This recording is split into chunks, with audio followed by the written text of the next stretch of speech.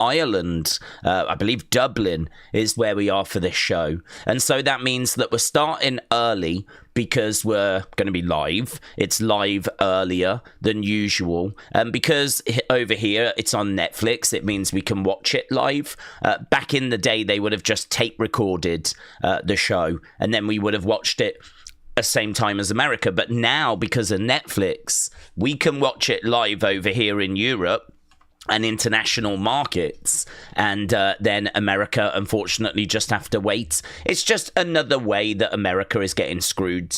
It's just another way that America is suffering in all these deals that's going on at the moment.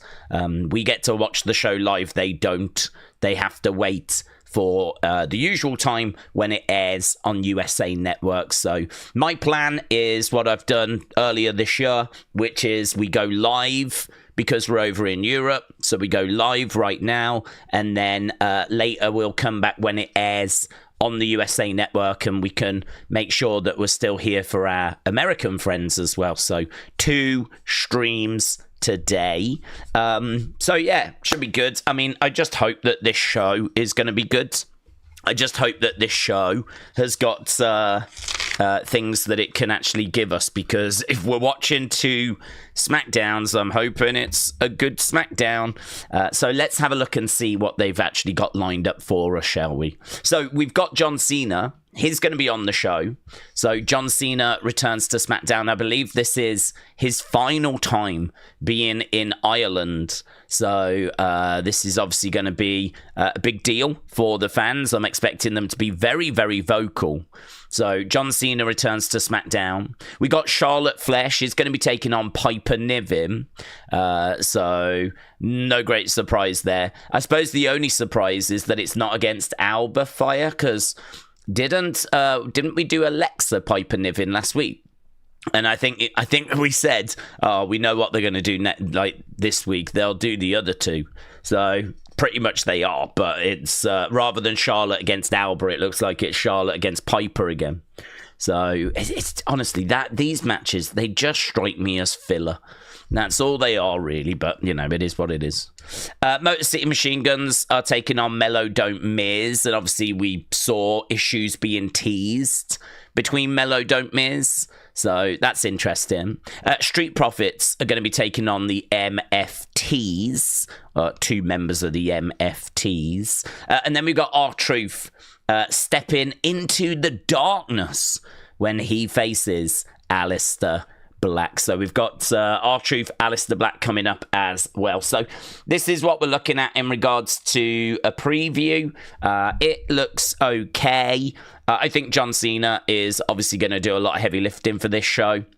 And we know that he is going to have to talk about Brock and Logan. And obviously, I mean, I'm guessing Logan will be on this show. Logan is John's opponent for Paris.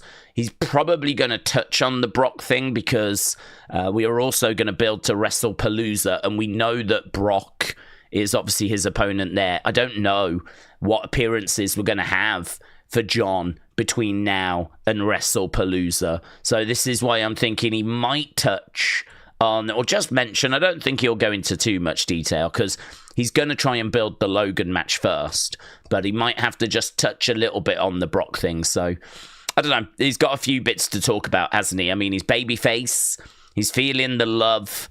He's got to build to the Brock match. He's got to build to the Logan match. So, yeah, let's see. A lot on John for this one, because John is really the most compelling thing on that preview. Everything else just looks pretty paint by numbers. But, well, it should be okay.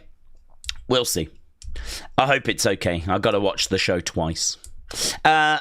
Miguel, hello, said, is SmackDown outside the US today? What time are we starting? Help me out. Yes, we're outside the US.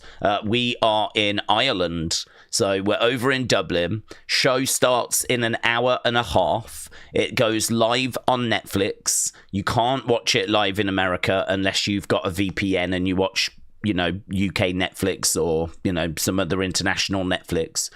In America, it will air at its usual time. So we're going to do what we did earlier this year, and that is live now, because I can watch it live as soon as it starts in an hour and a half.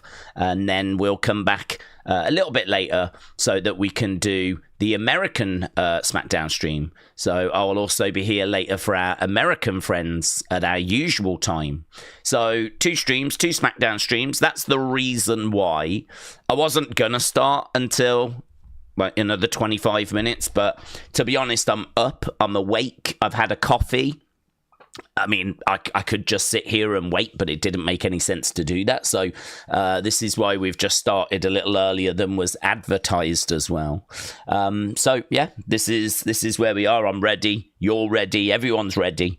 I just, as we said, hope that they are going to give us just even a half decent show. Please. I just need a half decent show. Yeah. I'd love for something to happen here where I'm like, oh, can't wait to watch that again later. Give me a juicy match. Give me something to get my teeth into. Yeah. Give me something a little juicy. I'm not going to hold my breath, but it's so weird being on at this time, said Wrestle with Andy. I'm watching from the gym. Yeah, that's where I've just been as well. But yeah, I just did a session as well. Yeah, so still feeling the pump as well. Yeah, I'm doing the Miss Clown workout. I think we all do that. Although clearly not at the same intensity that he does. But yeah, Wrestle with Andy, shout out to you. I do dream and aspire of going to a gym one day. I mean, even if I could just walk through the door, that would be a big win for me. So even if I just went to watch other people, that would be a big win. But I've never found the motivation to even do that, to be honest. So Wrestle with Andy, shout out to you. I hope you're doing well, buds. Right, King Busy Boy said, in how many hours will SmackDown start? Well, it depends where you are, my friend. If you are over in, if you're outside of America, more Europe, I actually don't know about Canada. Makes it quite hard because I don't know all the different markets and what gets shown where, but I know UK, Europe, many places internationally, they are going to be showing SmackDown in about an hour and 20 minutes on Netflix. If you watch SmackDown on Netflix, an hour and 20 minutes. If you watch SmackDown on USA Network in America, it's going to be on at the usual time. So a little bit messy this week, a little bit messy. It depends where you are in the world. Connor said, do you see any of these 8 Batista returning opponents? Batista returning opponents? Well, I don't even see Batista returning, so we're getting caught before we've even carried on. Has Batista made any noises about coming back? Because I've not seen anything about Batista returning, but William said, if you love the wrestling and you want Daze on point, then watch the stream. If you like a loser, good time Daze. He will be drunk. Watch later. William, shout out to you. I hope you're well. I wasn't expecting to see so many people around at this time, but yeah, lovely. Hello. Hope everyone's doing good. Oscar said, how are you doing today? I'm doing all right, thank you. I'm still in the process of waking up.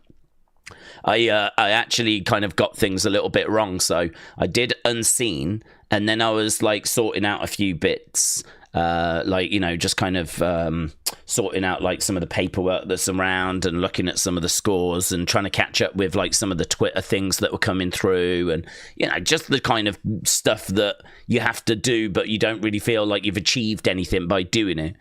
And then actually, believe it or not, someone pinged me a message going, don't forget, SmackDown's in Ireland. And I was like, oh my God, I had completely forgotten. And I was like, that means I've got to start a stream early. And at this point, it was lunchtime. It was 12, midday. And I was like, man, if I've got to start a stream at 7, that means if I go to bed now, get up, have a coffee, I'm probably only going to get 6 hours. And that's okay. 6 hours is okay. I do prefer 7 to 8, to be honest, right? So 6 hours is survivable, but 5 hours, no, I'd be useless. I'm really not good if I don't get one thing that I've always done is try to get 7 hours sleep. That's what I've always tried to do. Always, you know, be it the Olympic streams or anything like that, I always try to find a way of getting 7 hours sleep, because if I don't get that amount of sleep, I'm useless. I'm useless. So I wish I could sit here and brag about how I don't need much sleep. I just need a couple of hours, then I'm fine. Like, that has never been me. I've never managed to achieve that. I am so jealous of people that can do that. Get 2 hours sleep and be brilliant. And, like, I hate those people. For me, I'd just be like, oh, I'd be gone. So, yeah, I had to then, like, shut everything down, go to bed. I had 6 hours, got up, had a coffee, and here I am ready to roll. So my day is only just starting, honestly. I've had a coffee. I've started the stream. That's pretty much all I've done. I did have a look, though, whilst the coffee was coffeeing. I went through my phone just to see if there was any bits of news that I'd sort of needed to be aware of. And actually, to my knowledge, I don't think there is. But in a slightly unusual move, we can have just a quick look together, to be honest. We could go to my notifications and just see what we've got. So some different angles of NXT is fine, but not essential. Luke Gallows talks about how Bray and Roman helped the locker room. Okay, what's this? I remember saying to Bray and Roman, I commend you guys for taking care of the locker room. One of the reasons I didn't want to come back was because the locker room had sucked previously. It was like some of the old guard, they didn't like the younger guys. There were all these rules, and they were being really off with each other, but this group of guys were buddies. It was like being on a football team. That's coming from Luke Gallows. Oh. Well, that's quite good, isn't it? That definitely is unseen worthy, so we can chuck that in. There we go. So Roman and Bray providing a lovely backstage thing. Connor, I can't escape you. Connor's asking me in streams who I think is going to take on Batista, and on Twitter as well. I'll have to give you the same answer, but I'm not sure Batista is returning, but I've not seen any news that he is. There we go. I'm in like this never-ending Connor vortex. Right, the windows of the Universal Studio. Oh my god, no noise. Can't be doing the noise. What's this? Some Wyatt 6 window. Wyatt 6 window. Is that essential enough to make it in an unseen? Borderline. WWE Superstar Sunday is heating up. I'm not interested. That's only going to appeal to a very small percentage. Mercedes and Bayley celebrate their 10-year anniversary of their Brooklyn match. Joining us live, and I love you, Marky Mark, so much. Love you, Marky Mark. Marky Mark. Thank you for everything, and happy 10-year anniversary to the greatest women's match of all time. Joining us live, and I love you, Marky Mark. There's not really much there, is there? It's not really much there. Oh, hello, what's this? Stephanie. I didn't tell you before because you were surely overwhelmed with emotion, but I want to congratulate you and Jimmy on the future superstar that's on the way. Someday I'll tell your baby how they helped you escape from me and prevented Stephanie Velcro from winning the title in Enjoy this new chapter. I know you're going to be a great mom, Chiquita. Oh. I'm all ready for Paris, and I'll be here waiting for you whenever you decide. You're going to wait in Paris for like 12 months? I wouldn't do that. I'm already here in Paris waiting for you for when you return. She's vacated the belt, love? I don't know if you saw, but she put the belt in the middle of the ring and walked away. She is not going to be in Paris. Well, there we go. That's good, though. That's good. We'll chuck that in. That can go fun. I think it's pretty fun. It made me laugh when I read it. Okay, we're not going to sit here and just do that. It seems like there's a few little bits that are around, but nothing that's nothing too seismic. Well, certainly not that's jumping out at me, so... Right, let's go over to... I saw a couple of super chats coming in. Airwolf said, what do we think about the creative in 2025? Airwolf, hello, buds. What do I think about the creative? I think it is not very creative. I think, do you know what? I think it's hard. And I don't want to talk too much on this subject just because we've spoken a hell of a lot about it in 2025. I feel like the most talked conversation we've had in 2025 is how do we feel about the creative like this year. But I appreciate the question. I appreciate the support. So let me give you an overview of what we've been saying this year. I feel like the top end of the card is not right. I think that the Seth group is undercooked.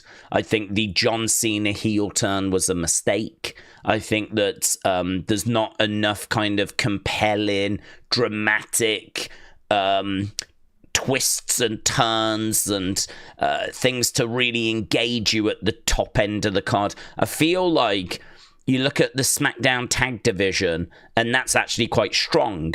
And you look at what Naomi was doing and that was strong, right? I don't think what Tiffany is doing is that strong.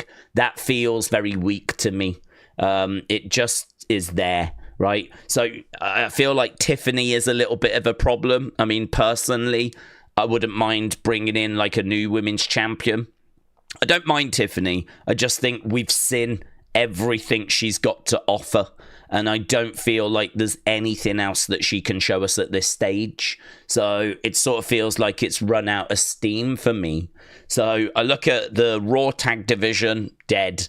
I look at Tiffany at the moment, flat. I look over at the Women's Championship on Raw, and I mean, I think EO has done a really good job with like the championship this year. I think EO has been one of the real standout stars. Don't know if she finds her way back to that title now that Naomi has kind of relinquished, but she's got to be in the mix. I think Stephanie is worth a look as well. I know that she's new, but she is a great talent. So I'm quite excited about the women's division. Women's tag titles don't really matter, but I think Liv Raquel have been absolutely fine. I sort of feel like Charlotte Alexa have been a positive. And, you know, we're doing something with Asuka now and EO, and that's kind of interesting. So I sort of feel like wins and losses, highs and lows when it comes to the mid-card titles. Below that is always going to be below that, isn't it? You know, you go that next level down, and I sort of feel like all those people that are like, you know, your Carrions, your Aleister Blacks, your Damian Priests, the kind of people that aren't involved in any titles at the moment, they're always just going to be around. You're always just going to use them. Could we do some more creative stuff for the mid-card scene? Yeah, probably. I think Dominic's been a bit flat as an IC champ. I think he's been okay, but I mean, it's hard to list a lot of like iconic matches he's had as Intercontinental Champion since WrestleMania. So I sort of feel like that belt's a bit flat. The mid-card belt on Solo is okay. A feud with Jacob, on paper, it looked good, but in actuality, it felt a little flat, actually.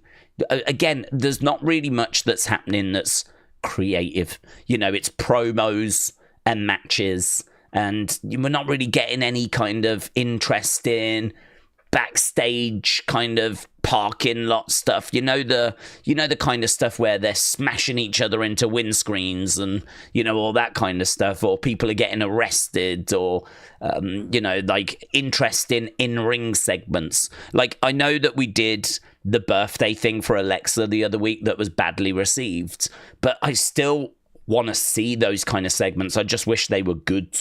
Like, I want to see like arm wrestling segments. I want to see those kind of different segments, because if it's just match, promo, it just gets a bit dull. I'd love some off-site location shoots. You know, it was actually quite good when Chad went to Mexico to try and figure out his lucha problem. That was intriguing, wasn't it? We wanted to know what was going to happen. In the end, he ended up meeting someone, getting a lucha mask, and, you know, we got the El Grande character. But I feel like we could have dug into that a bit more. I think we could have done more with that. You know, this time last year, just kind of coming out of it, we would have done Nightbirds. So, I mean, this year, we've not even had Nightbirds for us to really be occupied with. So, you know, last year we had Nightbirds. Last year, I think WrestleMania build was really good with The Rock and everything. And then as soon as we came out of WrestleMania, we had Nightbirds to get our teeth into. And I think that kept us occupied. And I think that got us through. Like, there was bits that were happening on the shows, but Nightbird was obviously a big distraction. And then I think we got through to about SummerSlam. SummerSlam was okay. I mean, last year it was Solo, Cody at the top end of the card, and that was flat, to be honest. But it did bring Roman back. So we had Roman back, but really, I've made the point, I actually think creative was pretty poor at the end of 2024. I think when people think back to 2024, they think Nightbird, they think The Rock, and they think, you know, Cody finishing his story. Well, Cody finishing his story was April. So, you know, what was we doing at the back end of the year? Bloodline, which was okay, but I don't think it was, like, mind-blowing. I don't think Bloodline was, like, you know, blowing people's minds. They did enjoy Survivor Series with the Roman CM Punk dynamic, but I actually think the weekly shows were struggling at the end of 2024. So I think it's a myth that we've gone to 2025 and they've got bad. I think they were bad in the end of 2024. But, yeah, for me, it's the top end of the card that's the big problem, because the top end of the card needs to be more dynamic, needs to be more exciting, needs to have more twists and turns. The Seth thing was quite clever, actually. Dividing of opinion as to whether they should have done it or not, but that was quite clever. I think we can look back on that and go, fair play. You know, he picked up an injury. It's just a shame it leaked, really, because Dave Meltzer reported it, so we knew it was going to happen, so it took the edge off it. But I thought it was quite clever what they did. So that was quite clever. The group is undercooked. The Seth group is a problem. It could get somewhere, absolutely. They clearly believe in it, but a lot of work needs to be done. The John Cena heel run for me was just not right from the very beginning. I was saying before it, I wouldn't have done it. In retrospect now, I wouldn't have done it. I just think that it was awkward. I mean, you had him turning up to people that just didn't want to boo him. He was getting split reactions, you know, and it was a nightmare for Cody. At WrestleMania, the crowd were against Cody, and at SummerSlam, the crowd were against Cody. I don't know that it's really done much for Cody at all. I mean, what did it do for Cody? He lost his belt and he won it back again. And both times the crowd were against him. I mean, you could make the argument that he had a great match with Cena at SummerSlam, and he managed to overcome, you know, John Cena. But to be honest, this is a John Cena that lost to Austin Theory a couple of years ago. This is a John Cena that I think at the start of the year told us he had not won a match in, like, you know, God knows how long, years. I mean, this is not the John Cena from 2010, 2011, 2012. You know, this is old man Cena. So, I mean, Cody losing at WrestleMania, granted due to cheating, and then having such a close match with end of the card, I just see stuff that's not been quite right this year, and it is what it is. So in regards to next year, though, the point we keep making is I think they've leaned and relied a lot this year on John Cena's retirement, and I think next year you can't do that. We haven't got him, so what's your plan? What's your plan? What is WWE's strategy for 2026? Because they cannot rely on John Cena's retirement. And I'm quite excited when I think about that, because I think this year they have gone, okay, this year is about John, and we're going to do what John wants, and we're going to make sure we end it. I think genuinely they've tried to do the most interesting, exciting thing they can this year by turning John heel. I understand in the room that it was a good idea, but in actuality and in execution, I personally don't think it was. So I think in regards to John and all of that, you know, that has kind of sucked the oxygen out the room in 2025. 2026, they can't rely on that. So what are you going to do with Cody? What are you going to do with Seth's group? What are you going to do with Punk? What are you going to do with Roman? How are you going to continue building Braun and Jacob? And I actually feel a little twinge of optimism as I look to 2026, because I just think the easy thing to do this year was to just go, it's about John. We don't need to worry too much. Midcard will always do what the midcard does, and the top end of the cards, it's all about John. And as we said, next year they can't do that. They've got to come up with stuff. They've got to be creative next year, because they can't just rely on John retiring. So, yeah, that's what I think about creative. I think it's been a struggle this year. I think there's reasons for it. I think The Rock actually set in at the end of 2024. I think next year the shows are not going to drastically improve. I think actually the shows are largely what they are, and I don't think the shows have drastically changed. It's just that you go back a couple of years, you had the Bloodline open SmackDown, then you would check in with them throughout the show, and then there would be something with the Bloodline at the end of the show. And that story that was weaved throughout the show was interesting. And like, you wanted to see what was going to happen, and it was engaging. And I think actually we're missing that. And but I think the rest of the show is largely about the same. I don't think it's as simple as 2 years ago, shows were amazing, we loved every segment, and now here we are 2 years later, shows are bad, we hate every segment. It's not that black and white, it's not that clear. It's I think a bit more complicated. I think it's a lot more complicated, and I think that we're missing the Bloodline and the structure of the Bloodline, the way that was weaved throughout the shows. We're trying to do it right now with the Seth group, but what I don't understand is, why don't we go backstage and check in with Seth's group? Like, normally they'll open the show, they might be in the main event, but actually the real value, the thing that they should be doing the most are those backstage segments. They are essential, and I can't believe they're not doing them. I cannot believe they're not doing them. It makes no sense to me. The reason the Bloodline worked was because of the relationships between the people in the Bloodline. That's why that group worked.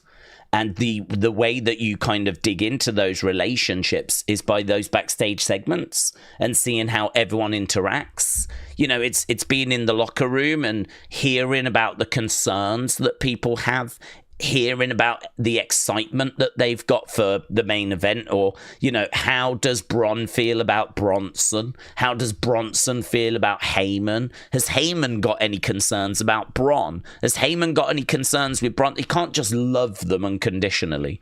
There must be something they've got to work on. What have they got to work on? How does Seth feel about Braun losing at SummerSlam? That was never referenced again.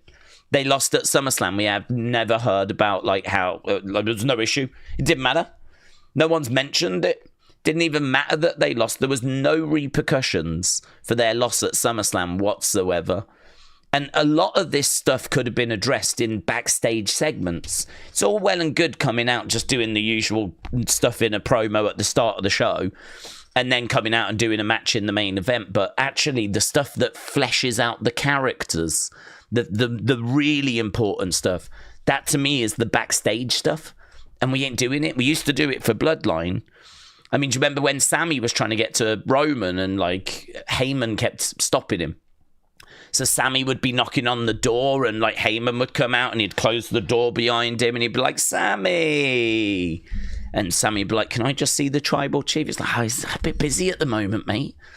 And it was clear that there was a barrier, and then eventually he started to get in. And, you know, that to me is when the Bloodline hit its stride. And that to me is what is missing from this Seth group. So, I don't know, do we turn that up next year? Like, do we turn that up soon? I feel like we need to. So, there we go. It wasn't as short an answer as I was hoping it was going to be, but that's kind of how I'm seeing the creative at the moment. I think there's good things, bad things. I mean, you can't say there's not good things. You've got to say EO's had a great year, and you've got to say the SmackDown tag division has been great, right? You got to say those things were good.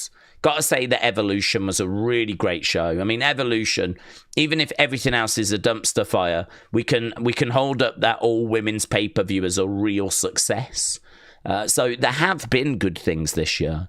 I mean, John Cena's heel turn, a lot of people were saying it was like the greatest heel turn of all time not long ago. I don't know if people still feel that way. I always felt Hogan was better. That Hogan turn was better.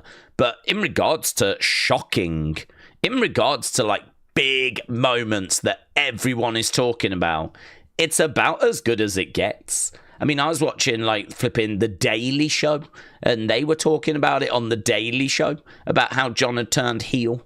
And, it was like it even broke out of the wrestling world. It was that big of a deal, So, I mean, you got to say, even if you didn't didn't like it, as a moment, it was truly shocking. So, I feel like there have been some good bits this year. There has been notable things this year. We can't make out that it's all been awful. But, I think the weekly shows have been below people's usual standards, definitely. Declan said, I'm from Dublin. I can't wait for tonight. Well, Declan, shout out to you, my friends. I hope you have a great time if you're going. If you're not going, I hope Dublin does you proud. I expect the crowd to be quite noisy. I mean, I hope Dublin's noisy because Ireland definitely deserves a premium live event. And I'm not just saying that. Like, I've felt that for a long time. I don't really understand why we've not done one, because Ireland is a very passionate market for WWE, and I understand that you can do stuff in England and Britain and the Irish fans will travel, but there's enough Irish fans for them to get their own show. I mean, we did a flipping thing in Scotland. We actually did Clash in Scotland's Clash. What was it called? Clash? It wasn't Clash in Scotland. Was it just Clash at the Castle, Glasgow or something? I know we did Clash at the Castle in Wales. I think it was just Clash in the Castle again, wasn't it? We did that in Scotland, Glasgow, I believe. And so, we've done it in Scotland. Why can't we just do one in Ireland? Be great. I hope that the Irish fans sort of make their voices heard tonight and maybe get WWE to think about it. We know that it's not based on that so much. It's based on how well have the tickets sold.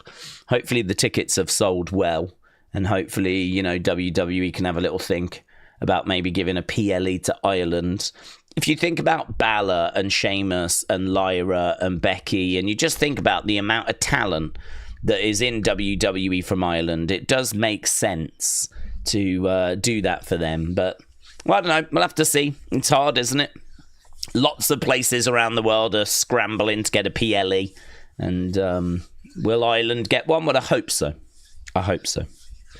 Big time, hello, said Daze, my gripe with the current product is not just a lack of major storylines, but the material that wrestlers up and down the roster have been given has been poor. It's very sterile, dull, and one-dimensional. Yeah, but honestly, I think you do get that lower down the card. I don't think you tend to get loads of, you can think of exceptions, of course you can. But, I don't think there's loads away from the championships and away from the main event scene that tends to be anything other than sterile and pretty straightforward. I mean, one thing Triple H has done is he's kind of took away comedy stuff. And so, I mean, we do get humor, but we don't get the silly humor. We don't get the Santino sort of stuff. The only person that's really doing that for the men is R-Truth. For the women is Chelsea. R-Truth has obviously gone through a bit of a crazy year, what with him snapping and losing his job and all of that. So, that's been a little bit crazy. And then on the other side with Chelsea, well, I'd say Chelsea's had a decent year. She's kind of been on a lot of shows, but for some reason, since she won that United States Championship and they gave her the Hervis, she seems to have been stuck in a bit of a loop. When she didn't have the secret Hervis, she was kind of creating a lot of TikToks and doing a lot of stuff that was fun and was kind of outside of that. I feel like for the longest time, she has kind of just got stuck in this sort of Hervis, her being special, having the secret Hervis around. She's kind of leaned into that, which you can understand. but it's just a little repetitive, and we're not really finding much of kind of comedic value out of it. I don't know. I feel like the Hervis at the moment feels like a bit of a wasted opportunity. I feel like they could be doing... It's hard to say what. I'd need to sit down and really think, like, okay, what can we do with the Hervis we haven't done with them? But I just feel like we haven't done... Like, I don't know. We don't see them, like, sneaking around in the background. Like, they just... I don't know. They just walk around with Chelsea and occasionally do that. I sort of feel like there's more... Like, couldn't we have one of them lower him from the ceiling or something? You know, as they're like, you know, Mission Impossible kind of style. Not in the ring, I mean backstage. Like, just try and find different fun things to do with the Hervis, where they're just getting into all sorts of situations. I'd make them to be like quite Naked Gun. Imagine if you had someone doing a promo, and in the background you've got like Piper peering out from behind like some unitary. Just kind of like watch him, reporting back. As soon as the promo's done, Piper kind of steps out, trips over and falls into a load of boxes or something, makes a load of noise, and the people that were just doing promos end up like coming back into frame, kind of just having a look and go, was she there all that time? Like, I like the idea of the Hervis trying to be good and trying to be stealth, trying to not be noticed, but constantly messing up. And constantly, like, you know, tripping over boxes or knocking a load of unitary that makes a load of noise. I mean, I would be thinking something like Naked Gun. I'd be thinking something along those lines where it's like, bring the comedy through that way. But we just don't seem to do anything new with them or that creative with them. I feel like that kind of an example is where we're probably too sterile. I understand in regards to storylines, you could say that we don't get too adventurous, but I don't know how adventurous we tend to get at that lower level. I feel like it's, you know, it's the mid-card, and it's certainly the top end of the card. That's where you tend to get quite exciting with your stories. Everyone else just kind of gets put into feuds and kind of fills time, to be honest. Kind of fills time. This is why, like, for me, I think if you go back and watch, like, a Smackdown from a few years ago, I think you'll see that the bulk of the show is largely what we get now. It's just that the top end of the card was a lot stronger. Honestly, it'd be interesting. Go back to 2023. Have a look. What was we doing on this show in 2023, 2 years ago? Where was we in regards to like some of the stories that were being told? And you know, how much different is it? I mean, for me, these still feel like Raws and Smackdowns. A lot of the same frustrations I have now I've had in the past, which is, you know, some of the matches can just be a bit of a waste of time, can be a bit of filler. You know, it's a bit repetitive. We're not too adventurous. It's very difficult though, because I sort of feel like the bulk of the shows are going to be what you get. You know, it's going to be matches, it's going to be promos. That is always going to be the bulk of the shows. But yeah, I mean, the other additional bits, I think, are just a little bit diluted at the moment, and the top end of the card is just a little bit flat. I mean, I don't know how excited people are for Cody Drew. I mean, that is something which I think could be good and does have potential. I think what I'm a bit disappointed with at the moment is Drew seems to be a little quiet. I think when Drew was doing his feud with CM Punk, he was online and coming up with a lot of stuff. I think one of the things that we were getting some big wins from last year was actually social media seemed to be very loud. You know, you had Chelsea putting out some amazing content. You had Drew putting out amazing content. I sort of feel like both of those have settled down. I don't feel like I get as much from Chelsea now as we did. And we really don't get much out of Drew compared to what we did. So even that side of it seems to have sort of got a little quieter. So yeah, there is a lot. It's very interesting. It's a conversation we keep coming back to, but hopefully we can always add something different. Hopefully we can always like have a slightly different conversation within the larger conversation, you know. Now that Naomi has got to forfeit her title, what happens to the title? We're going to find out. I don't think they've said yet. So we're going to find out. Personally, I feel like Stephanie and Io deserve to have some sort of advantage. I don't know what you do. I mean, if I propose doing a mini Royal Rumble and actually giving Stephanie and Io numbers 29 and 30 or numbers 19 and 20, something along those lines. I think that a tournament is fine, and you could maybe give Io and Stephanie a bit of a bye. I don't know. It's hard because Stephanie's won a Battle Royal at Evolution, so she deserves the title shot. You could just make it simple and just say, as soon as the champ's crowned, the first title defense is against Stephanie. Like, that would solve that. The only other thing, though, is that Io was meant to have a title opportunity last week. She was also... I don't think she had necessarily earned it. I can't remember how she got it, actually. But she was going to get one. So there is a little problem with Io and Stephanie in that they were meant to get title shots. So I don't know. The easy thing is to do Stephanie Io at Clash in Paris and just crown a new champion. But I think people would like something a bit more adventurous than that.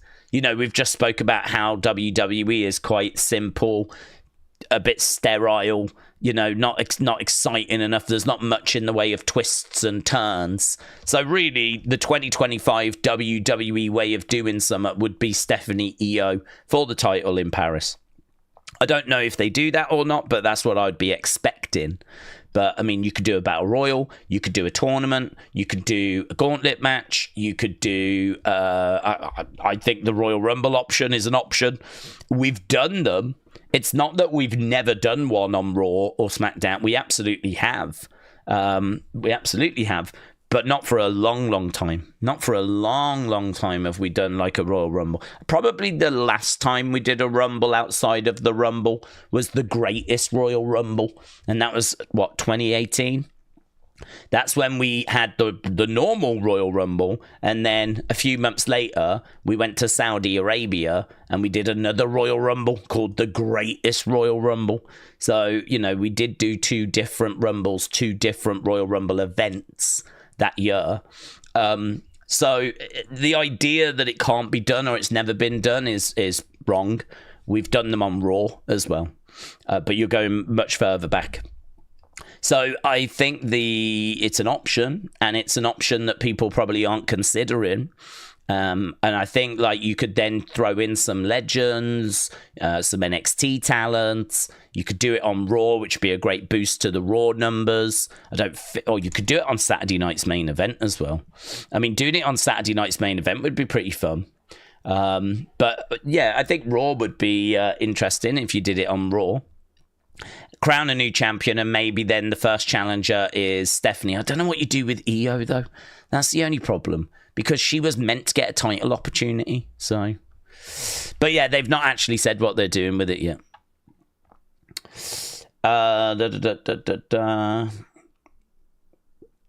Tony said shows are in Europe early because time zones pass it on. Yes, it is on early because of time zones. Leanne said, whereas in Europe, it's passionate as hell. Fans of all ages hardly get to live shows. The passion in the crowd is in droves. Do you agree with my prediction, says Connor? I think Charlotte wins. I could see that. I've also got Motor City winning. Yeah, I can see that. I've also got Street Profits winning. I can't remember who they're facing. Who are Street Profits facing? MFTs. Don't know, actually. Yeah, maybe. The Wyatts are apparently setting their targets on the MFTs. So Wyatt's MFTs coming up as a feud.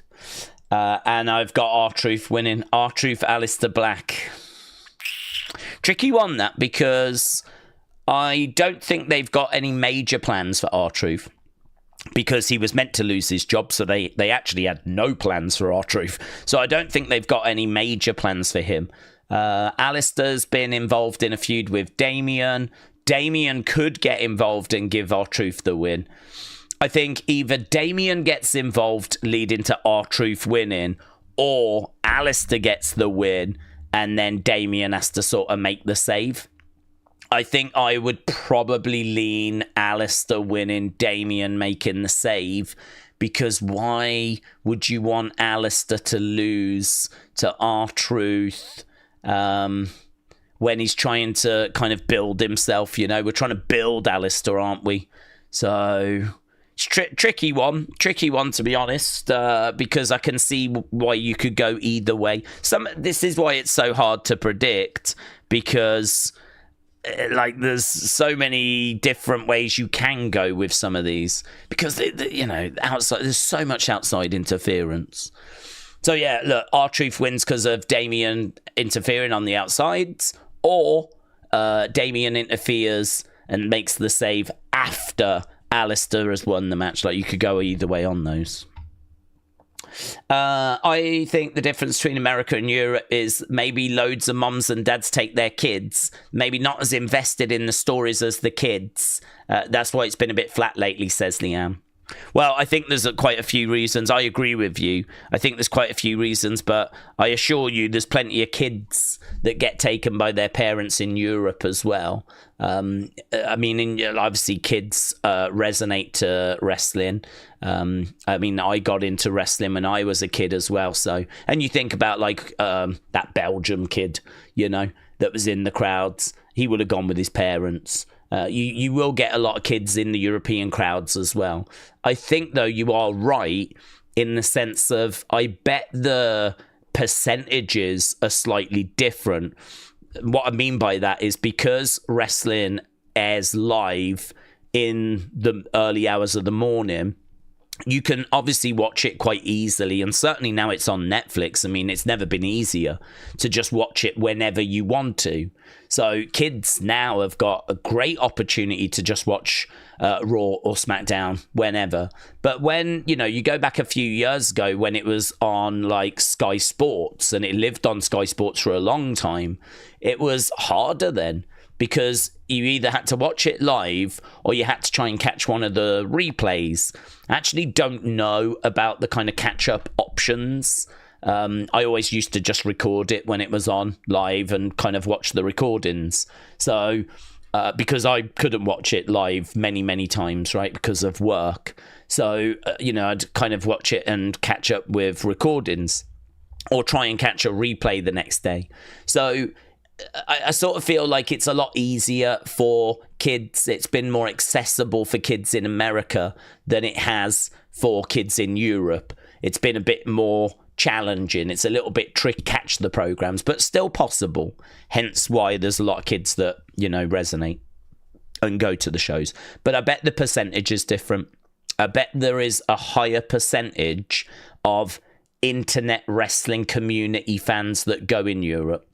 Because I think if you are engaged in wrestling in Europe, it's not as easy to flick through the channels and just catch it and watch it. I think like you have to do a bit more work in Europe to watch it. And I think as a result, you're probably more invested, and you probably do find yourself online being part of a community, whatever. I mean, if you look actually at a lot of the YouTubers, you know, you think about Cultaholic and you think about Wrestle Talk, and look at like some of the YouTubers that are out there, like myself as well. Like, there's a lot of British YouTubers in the wrestling space. I think WrestleMania might even be British. I'm not sure. I think they are.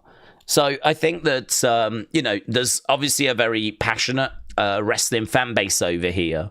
And because you have to do that little extra work, I've always felt that the percentage of smart fans, like really switched on, know what's going on, know what's being spoken about fans, I feel like that is maybe a little bit bigger in the UK.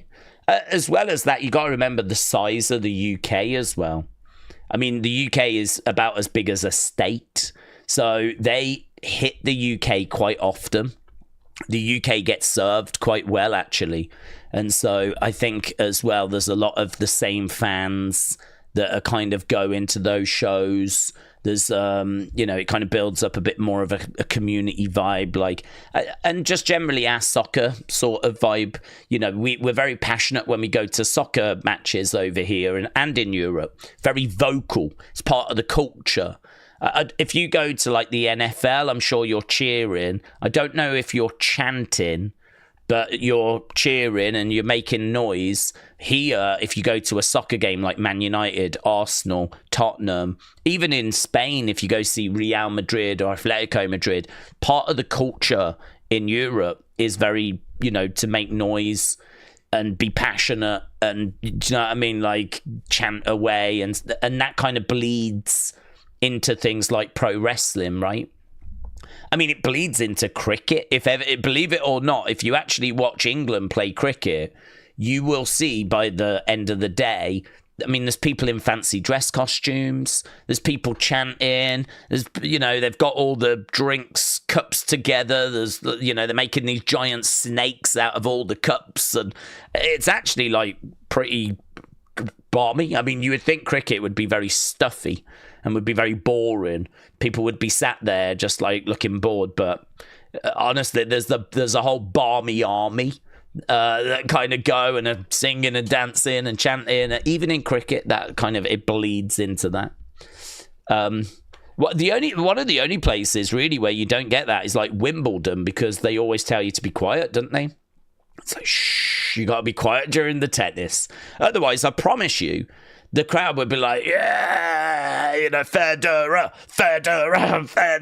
It's just a part of the culture, really. So, and that's not just the UK, that's Europe. So I think there's a few things at play. I think like we've got a bit more maybe mix of passionate fans because of the fact you have to do that little extra work to watch the shows. I think that, and as a result, I don't know if the percentage of kids that go is maybe smaller than in the US. I do agree. There's probably more parents and kids that go than what you get over here. Might not be drastic, might be something like, I don't know, 25% of kids go to the shows in America. Might be 20% over here or 15% over here.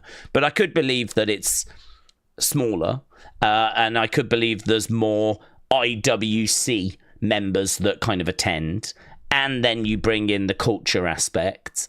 And I think as well, you've got to add in the fact that some of these places don't get served shows very often. So, I mean, like, when was the last time Raw was in Birmingham? When I think it was 10 years ago or so, I heard. So when did we do a Raw in Belgium? We know that we're doing stuff in France for like the fact that was their first PLE, that Backlash, where they were going absolutely bonkers. So, like, France and Belgium and Netherlands, a lot of these places don't get shows on a regular basis. Their fan bases are, do you know what I mean? This isn't just like a day out. This is like what they've been waiting their lives for. So, I mean, you've got that aspect as well. So I think all of that in a pot sort of mixed together kind of, results in the crowd reactions that you see.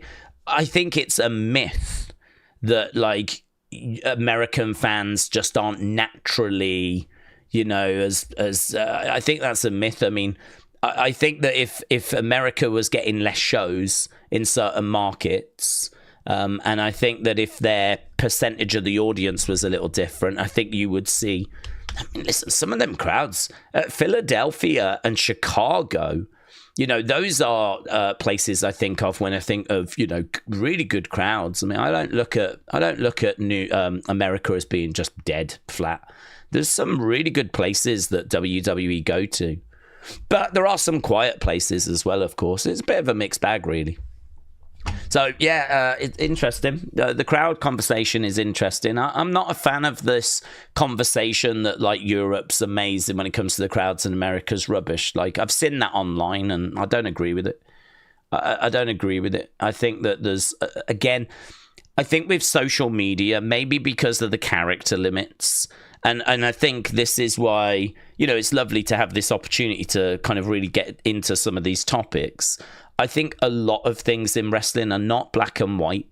Then it's not as simple as what things are made to seem on social media. And I think part of that is because there's only so many characters that you can use in a tweet. And I think like it's just not as simple as being like as black and white as like some people like to try and boil things down to. It's a bit more complicated than that. There's a lot more kind of involved than that. But yeah, interesting. How long we've got? 35 minutes. We've spoke about creative. We've spoke about crowds. We've spoke about the show tonight. Harbour Binger, hello, says Martin, the legend, will be at Clash in Paris. Harbour Binger, shout out to you. But, well, I hope that Martin has a great time. So, Clash in Paris. Should be an interesting show. Should be an amazing crowd. I mean, Paris is the gold standard, isn't it? Or France, I should say, is the gold standard. When we talk about passionate crowds, I think Paris is the one we all think of. I don't think anyone has took that crown from them. And to be honest, I don't know how anyone ever takes that crown from them, because that backlash was, from start to finish, nothing but a wall of noise and singing and, you know, I mean, that crowd was just, they went to a very special place. And I don't know that that'll ever be beaten. I don't even know that what we'll see at Clash in Paris can even match it, to be honest. We'll have to wait and see. But, yeah, well, I hope Martin has a great time. Big Mig said, I got that giveaway. I appreciate it. Oh, Big Mig, shout out to you, but yeah, goods. That was a bit of a nightmare sending all of those bits, to be honest. Took ages at the post office, and I was confident. I mean, he seemed to know what he was doing, but there was a bit of a queue that was building up. So he was like, you know, you could tell he was a bit worried about how big the queue was. So I was like, oh, I hope everything makes it. So good to hear it, Big Migs. Good to hear it. Big Mig said France was amazing, but so was Puerto Rico. Yeah, Puerto Rico was good. They're underserved as well, aren't they? I mean, when do we go to Puerto Rico? So they're underserved. I wonder if, like, Mexico would be good. I mean, from the clips I saw of Worlds Collide, they seem to be good. But we don't ever do, like, PLEs, WWE PLEs there. Imagine Roman and Punk and Cody and, you know, Becky and all of that being in Mexico. That could be interesting. The Japanese culture is a lot more reserved. You know, they're not singing and bouncing around there. But it's funny, actually, because, like, I don't think that should be seen as necessarily something to aspire to. It's really interesting. Because if we went to Japan, I actually wouldn't be looking for them to do that. It's funny how the narrative is that a good crowd has to make loads of noise and has to be singing and bouncing and jumping and all of that sort of stuff. To be honest, I would much rather we just stay true to the culture. And actually, you know, Japanese fans are very respectful, and they, you know, applaud and cheer and everything. But when the action's on, they'll sit and they'll watch. And so I don't know. I don't want to force every crowd to feel like they have to be the most boisterous, you know, noisiest crowd in the world. It would be great, actually, if different places sort of had different vibes, you know, slightly different feelings, because the crowd are obviously slightly different, rather than just every crowd trying to be the noisiest. And I could sort of see us going that way, to be honest. I could sort of see, like, this narrative coming out that every crowd has to outdo each other. I don't know. Not something I'd be looking for, to be honest with you. I think that instead, let's try and present each place as being unique. I don't know about you, but I don't want every arena to look the same. I don't want every crowd to act the same. If I go to Japan, I want to feel like I'm in Japan. If I go to Australia, I want to feel like I'm in Australia. If I go to London, I want to feel like I'm in the UK. If I go to Texas, I want to feel like I'm in Texas. And I think the crowds, you know, can certainly play a part in that. WWE could do a lot better with making the shows feel like we're in a different place. They do a few outside shots and whatever, but that never really goes into the actual sets or anything, does it? Used to. When we were in London, we used to have giant UK flags. We had like a London taxi on the stage. I don't know if that's the right kind of way forward or if there's something else that we could do instead. I mean, maybe the wrestlers could kind of bring something into their gear, into their graphics. Like maybe we could just put a little twist on things. Maybe the graphics could all be kind of tweaked a little bit depending on where we are. I don't know. It just feels like a lot of the time, these are the graphics. We don't change them. These are the entrances. We don't change them. This is the staging. We don't change it. This is the setup. We don't change it. Don't matter if you're in blooming Australia, New Zealand, Mexico, England, France, Timbuktu, Narnia. Doesn't make any difference whatsoever. The show just largely is going to feel the same wherever you are in the world. But yeah, those differences, I think it would be really good to dig into those as WWE continues to look internationally. But I agree with you, Puerto Rico was very, very good. I hope that Paris is going to blow Leon out the water, said Cooper. Very hard to do that. Very hard to do that. Paul said, Daze, I think WWE should have the US taping of SmackDown at the same time of Europe. What do you think? Not in WWE's control, is it? The USA schedule is obviously, right for them. So, ideally, yes, they would show SmackDown on at the same time on the USA Network, but that WWE don't control the USA Network. The USA Network has bought the rights to SmackDown, and so the time slot they give it is 1 in the morning or 8. Is that 8 p.m. Eastern time? It's 1 in the morning over here in the UK. So in regards to that, I mean, I don't know what's being shown right now, but I'm sure USA Network have got their programming that they think is going to give them the best result for each time slot. I bet their ratings suffer though, because there's a lot of people that will just get the results.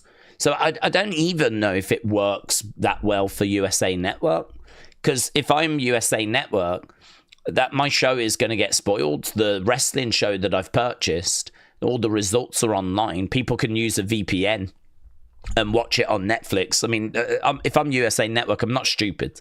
I know that there's going to be people in America that are doing that. So, I mean, it can't even be that beneficial for USA Network, really. But WWE doesn't control that, do they? USA Network are going to put the program where they think it should be. And to be honest, they just don't move it. They just keep it in the same time slot. Big Time said, Daze, AEW Forbidden Door this Sunday in the O2 has got 18,000 tickets sold. They were in Glasgow with 7.8. Very competitive with WWE. In the US, they tend to do small buildings for 2.5. Yeah, very competitive. I mean, I don't know if that's drawing in a lot of people from Europe. I don't know if all the AEW fans from Europe are gathering, or if it's just, I mean, if they could do France and Netherlands and still get good numbers, that would be very impressive. Or is it just that, if you're in France and you love AEW, do you jump on a plane? I mean, it's not a big deal for someone from France to come to the UK.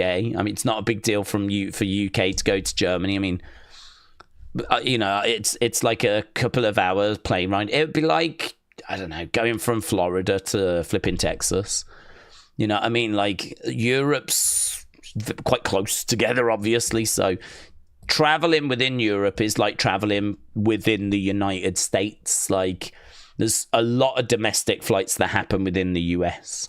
And, I don't think it's seen as that big of a deal to go from state to state. You don't do it often, but it's something that you would do. And same over here in Europe. Going from England to Spain is not seen as that big of a deal. Some people even have weekend getaways to Europe or whatever. So I wonder if they're drawing a lot of kind of Europe fans over as well for those numbers to be that strong. Not sure. Don't know. AEW is a difficult conversation for me because I don't study them. So I have no idea as to really. I know they're viewing figures because I tend to see that each Thursday after the Wednesday shows. I tend to see how they've done, but really going any deeper than that, I don't really pay it any attention. Right, was it? Where are we time-wise? 25 minutes. Right, let's go. We can do this, kids. Right, we're up to date with the super chats. Let's go down. Big Time said, I'm trying to make with that is UK is in tune with social media a lot more than US when it comes to awareness of AEW. They're on ITV and WWE for a long time was on BT. Yes. I agree. I do think that a lot of the fan base is a bit more... When I say switched on, I don't mean that in a disrespectful way. I mean it that they're just a bit more engaged with, kind of what's happening with the products. And so I think you've got a bit more of that IWC presence. We know, for example, a lot of people travel from the UK and Europe going over to WrestleMania. I mean, those kind of WrestleMania shows, the post-show, the Raw after WrestleMania. I mean, you see a lot of international flags in that crowd. And so I think that kind of energy that you get at that Raw after WrestleMania, I'm not saying is being driven by international fans, but there is a bigger percentage of international fans that are present in that crowd. So, I think that I agree. But it's a hard conversation to have because I have no data in front of me. And I'd love to sit here and go, well, recent studies have said that actually the crowd breaks down 22%, blah, blah, blah, and there's 18% that are families. And I don't have that information. But so we're just having to go on feels. But it feels to me like, the crowd is a bit more invested, social media, got a bit more of an understanding. It's maybe not as many parents, like what Leanne was saying earlier, not as many parents that are only going for the kids. There's a few more kind of fans that are going that are involved. Not JPEG said, how many Mountain Dew flavors are there exactly? And that is a great question. How many Mountain Dew flavors are there exactly? There isn't an exact single number, as new ones are constantly being released. However, the brand has used the tagline referencing large numbers, such as 50 flavors in one dew in recent years. On Reddit 8 months ago, this person that I can only think is like a Mountain Dew stan says that, to my knowledge, I have tried 93 different flavors of Mountain Dew, Kickstart, and Amp. Only 3 big ones stick out that I have not tried, which are Cake Smash, Doritos flavor, and Honeydew. I haven't paid attention to how they were packaged, but I do try to get cans if possible.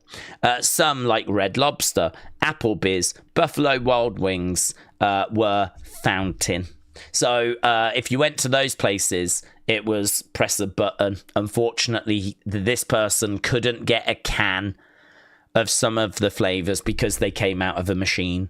But 93 different flavors they've tried. But that does include Kickstart and Amp. And some of the flavors yet to try, Cake Smash. Oh, it sounds interesting. Cake Smash flavored beverage.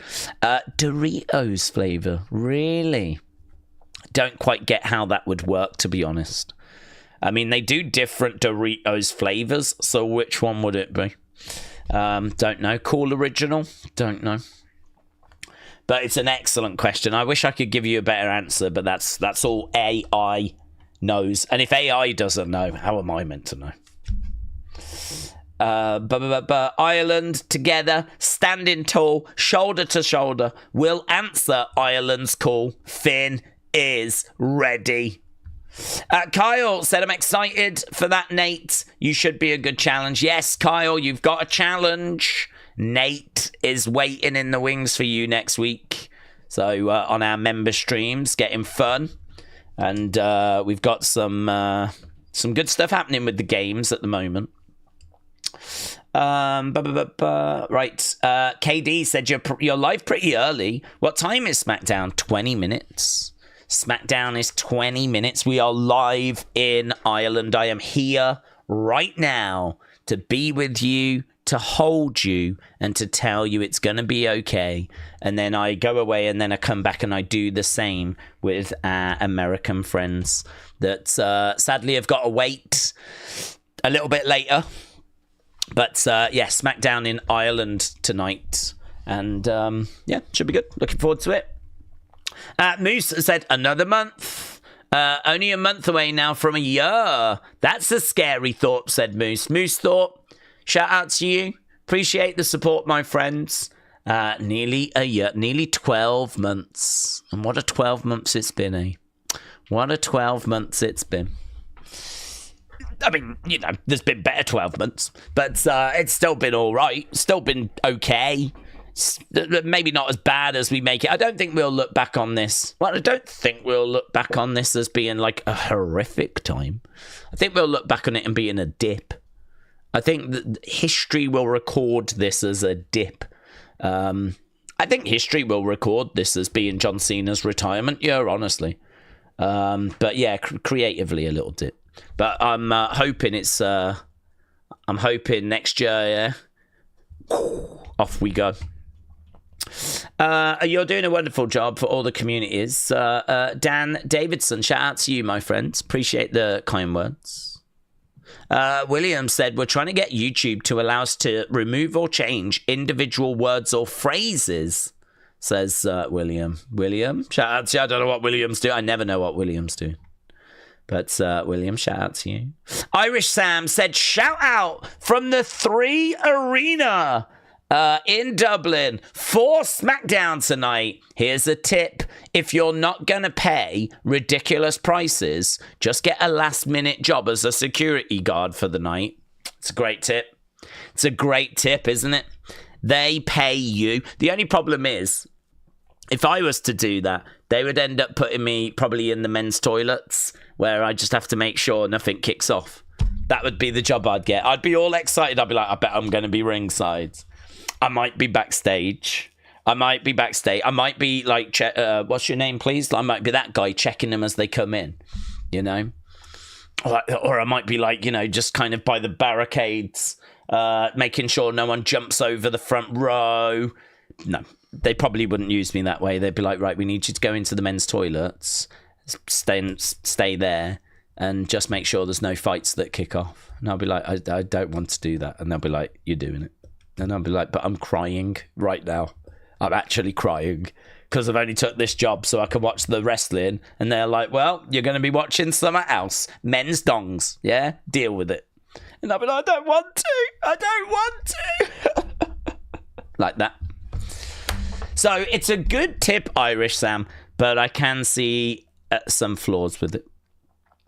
Not JPEG said WWE and AEW stars that have the best chance of surviving the Alien and Predator films. Doesn't it get inside you? So, like, I mean, that's... Predator is all stealth, isn't it? I feel like you need someone with good agility there. Someone that can, like, bounce around. So, I mean, Ricochet would come to mind and Javon Evans would come to mind when it comes to Predator. I mean, I don't know if Predator's going to want to mess around with Brock Lesnar. You'd probably chuck him in there as well. I think Brock can survive pretty much anything apart from a Janelle Grant lawsuit. So, as well as that, for Alien's hard. Alien, I don't know, how do you get you need to be quite strategic, don't you? I think you need to be quite clever. Have we got anyone clever in wrestling? Is there anyone clever in wrestling? Anyone that's got, like, PhD or something that could maybe outmaneuver the alien? Because I don't know, man. That one's a bit trickier, I think. I think they're all dead. None of them make it. None of them make it in Alien. But I think Javon Evans might survive Predator. Finn said, who's your favourite wrestler? Do you know, EO at the moment, I'm really enjoying EO in 2025. I love great matches, right? Of course. I love great matches, and I love wrestlers that can give me a little bit on the microphone, give me a great match, like something that's going to be more than 4 stars on a fairly consistent basis. And I think in 2025, it's not going to be a surprise. I think EO is that person. At the moment, she's doing a very interesting backstage thing with Asuka, which is interesting. Obviously, for the bulk of this year, kind of battling around. And the way she talks to Rhea at the moment, you'll never beat me. And then a big, cheeky smile. And, of course, we got the emote. That's really got over this year in particular. It's been an amazing year for EO. An amazing year.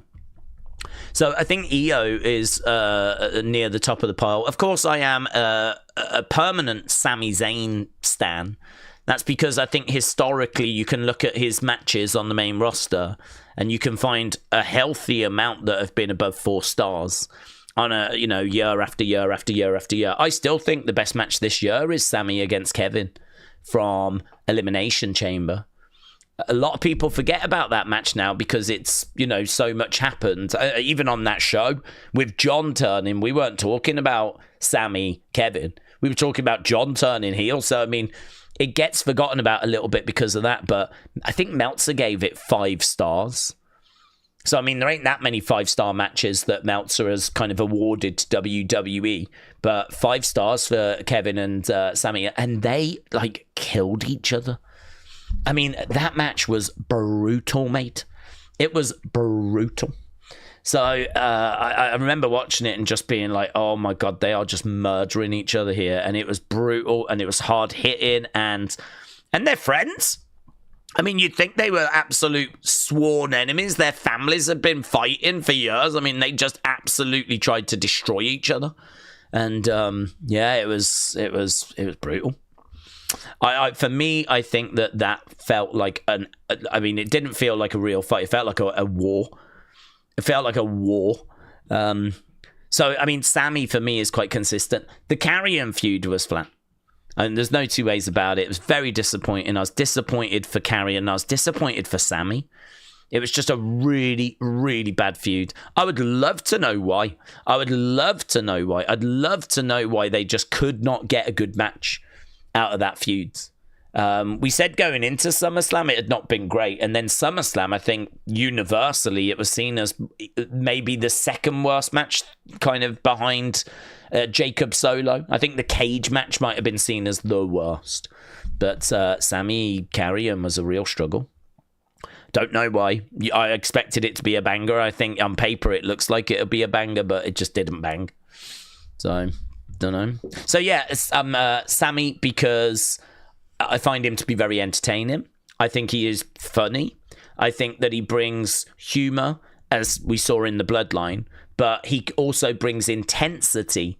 Just like when it was his time to go up against Roman and dig deep. I think his selling, his grit, his determination, it's the art of wrestling, the skill of wrestling is to really make you feel at home, kind of what the character is feeling, right? Connect with the audience. And I think for me, Roman is obviously able to do that for a lot of people. Cody can do that for a lot of people. Jey Uso did that for a lot of people. I've always felt, probably since the NXT days, Sami has done that with me. Sami has always been that sort of plucky underdog that's never going to be the guy. I mean, even Sami will tell you he's not going to be the guy. He's not the next Roman Reigns. He's not the next Cody. We can all see that. But what can he get out of this company? What can he get? What piece of the pie can he get? He's not going to get the pie, but how big of a piece can he get? Will he ever get that world championship? Will he ever win the Rumble? Will he ever main event night 2 of WrestleMania? Probably not. I don't think he will main event night 2, but can he get a world title? can he get a World Heavyweight Championship? And, you know, that journey to me is a very interesting journey. And having watched him since NXT, where he was one of the best NXT performers as well, putting on banging matches. I mean, his match with Shinsuke. Oh, for a lot of people would put that, like, if we were to do a top 20 countdown, Shinsuke against Sammy would make it. I think it would still make it.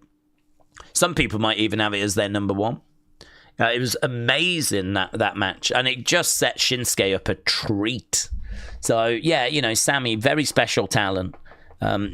Feel connected with him. So, Io, I love. Sammy, I love. Gunther, I love. I love people that make me feel connected. They make me feel like, you know, this matters. And I believe what I'm seeing and I'm rooting for them. That's what I love. And, you know, those are the people that are able to do that. So it's a real skill. Right, what we got? Marveland. Hello, my friends. Daze, I'm still in hard times. I've now been adopted by a group of dogs, and I have become one of their own. And I have been eating trash for weeks. Is there any more to that, Marveland, or is that everything? Let me have a look. That's everything. Well, what I'm going to say is, it sounds like you're still doing better than me, right? If you have been adopted by a group of dogs and you are eating trash, I think your diet is already better than mine. I think your friendship group is already better than mine. The fact that you're getting outside and seeing the actual world is better than me and what I'm achieving at the moment. So I think, Marvelan, this comes down to perspective. I think that you are, for some reason, a glass half empty kind of a guy, when actually you should be glass half full, because you're getting out there, you've got a diet that's better than mine, you've got more friends than I do, and I think that actually you should count your blessings. I think you're a very lucky young pup. Yeah. And I think that you should turn that frown upside down. Yeah. So, Marvelan, shout out to you, my friends. It sounds like you are living in a Marveland. Yeah. A marvelous land of dogs. Which would be amazing, actually, because dogs are the best. Yeah. First of all, you should be grateful that the dogs are letting you hang out with them, because dogs are the best. And I just think it's completely the wrong attitude from you. Completely the wrong attitude. If a group of dogs allowed me to hang out with them, that would be the greatest thing that would ever happen, because dogs are like literally Jesus brought back. Everyone's waiting for Jesus to return. Little do you know, he's here already. He's just back as dogs because they're just lovely. Apart from the ones that bite you and are, you know, pretty awful. But that's just a very small percentage. So I hope that's helped, Marvelin. Shout out to you, but right. I agree, says Connor. Connor agrees. Connor agrees. Connor, I might just save that. I might pin it at the top so that if ever I say something, I can just refer back to that. Sammy is the Arsenal of WWE. He can't win shiz, says James. Well, that's true. That is true, actually. He is... I would actually say his... oh, God. I suppose you can't say it now, but he's very Spursy, isn't he? I mean, I feel like Tottenham. I feel like even Arsenal are probably too successful to be compared to Sammy. I feel like you got to go down another level, really. He's kind of like the Leeds, Everton, Villa. He's in the big leagues. And, you know, there's a big sort of feel about him. I mean, he has been in a WrestleMania main event. He was in the Bloodline. But, I mean, you know, things to actually shout about. Very few and far between. So, yeah, I think the Arsenal comparison is not a million miles away, honestly. I think I would have preferred the Spurs comparison, though, had they have not won, obviously, the trophy they won last year. It doesn't fit anymore. Irish Sam said, Daze, the crowd is going to sing Don't Look Back in Anger for Sammy. Replacing the lyrics. Is going to get a super ovation here. Royal Rumble winner. 100,000%, says Irish Sam. Irish Sam, shout out to you. Hope you're having fun, buds. Tom said Tottenham did win that trophy recently. I know. Pre-last year, Tottenham. Until they won that Europa League.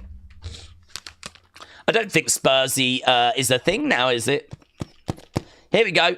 Jack Spurs said Tottenham aren't Spursy. Sammy is Southampton. There we go.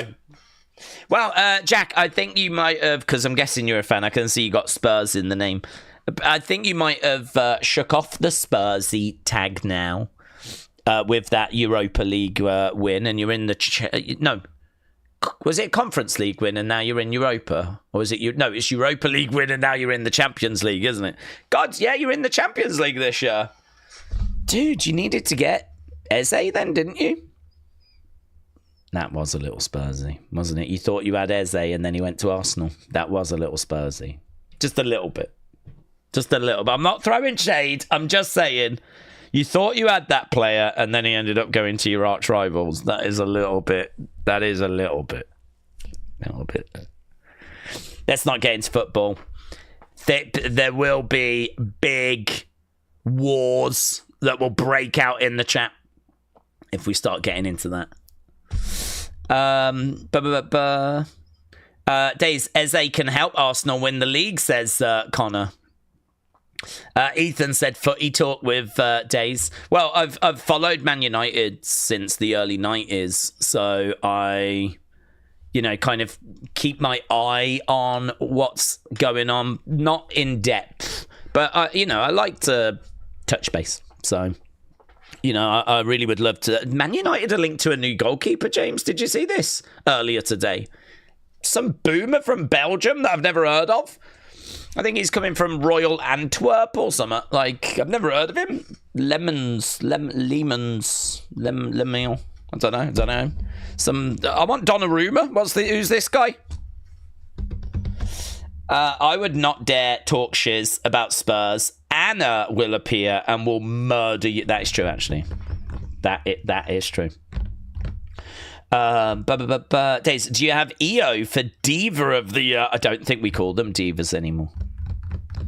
Jack Spurs said, everyone's saying hi to me. I'm famous. I'm a Spurs fan. Jack, yes. People are saying hello. Well, it's because we were talking about Spurs. You got Spurs in your name. And so, you're kind of standing out at the moment. This is your stream, Jack, really. This is your stream. This is welcome to Wrestling Jack Spurs. They're in advanced talks with Royal Antwerp, said Harry. What time does the wrestling start, said Mark. 2 minutes, Mark. Are you excited? You better be. You better be. Right, let's plug this in. Eze to Arsenal is going to get announced tonight, says Paul. Lemons. Yeah, is that his name? Oh, my God. We're going to be a bunch of lemons. Edward, hello. Hope you're doing well. My Charles Robinson signed picture was multiple to pick from, but I didn't like any of the others, so I selected him. Oh, what do you mean? What do you mean there was multiple? Was that from like a Wrestle Crate? They are showing Braun on these countdowns. Oh, are they? They haven't changed it, have they? Yeah.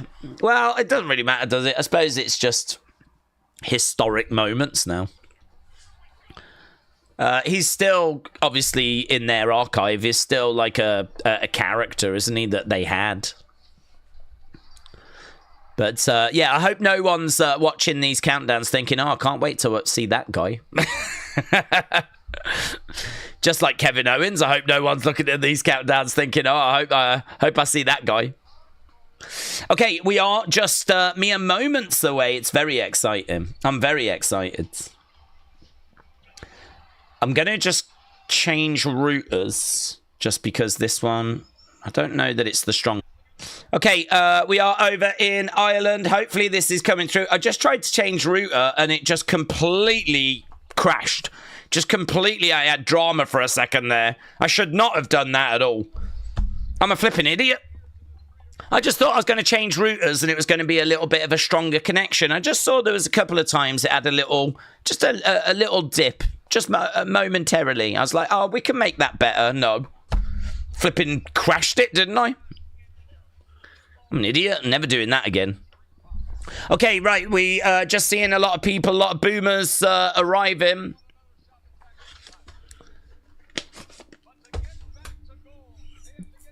Okay, there we're just seeing Street Profits. They're going to be taking on Jay and Tonga Loa. It looks like a nice venue in Dublin. There is Charlotte. Charlotte has arrived. Charlotte's in singles action. No sign of Alexa. That's good. So there's Piper. She takes her glasses up. She's got other glasses behind. There's Chelsea just posing away. There we are inside the 3 arena. A big cheer. Sign in the crowd says, I'm on Netflix. Yes, you are. And there is Wade Barrett. So we're actually starting with the commentators. I can't hear a single thing, says Wade. The crowd are loud tonight. They gave the Englishman a warm welcome. Yes! Great crowds! Great crowd! They're olaying! Ole, ole, ole, ole, ole.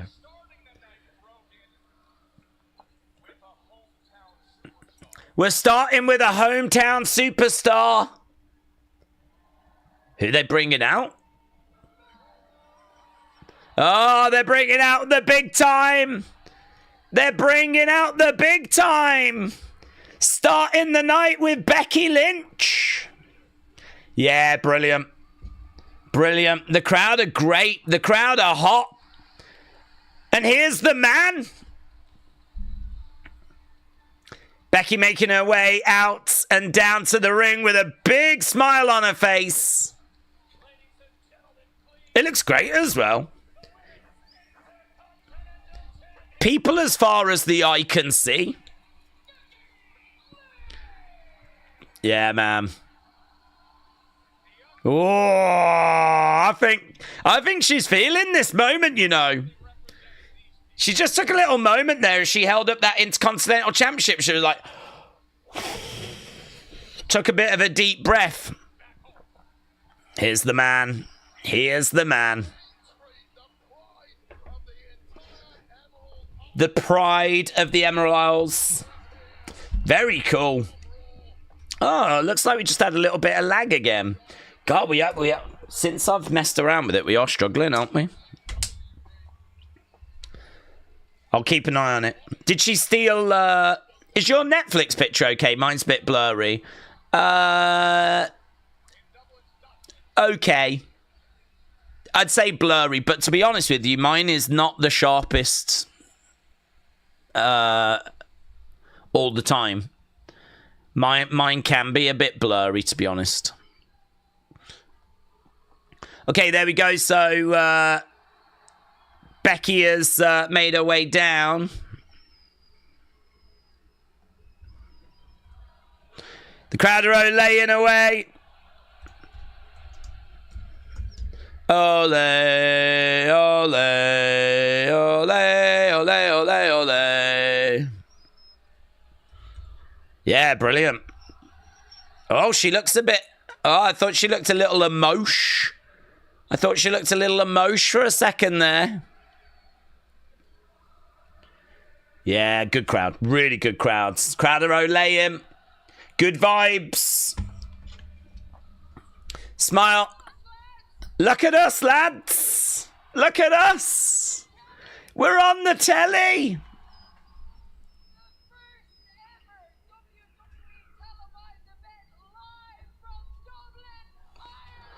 Wow, I didn't know that. I didn't know this was the first ever from Dublin. Wow, and it starts with the man.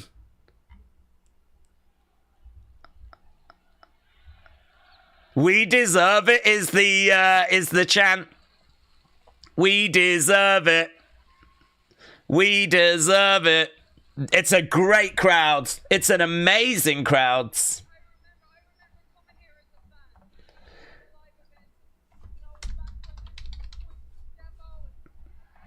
She mentions that it used to be known as the Point Depot.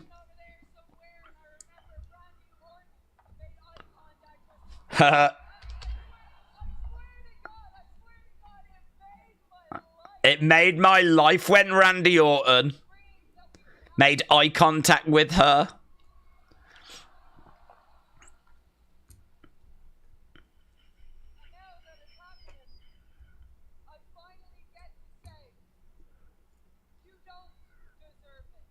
Yes, you don't deserve it. She turns heel on them. None of you deserve it. None of you deserve to be on TV. Yes, brilliant. She tried to get the show cancelled.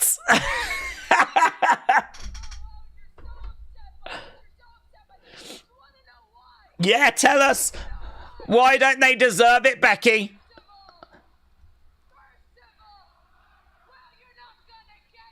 We want Lyra is the chant. Oh my God, that's brilliant. We want Lyra. Oh my God.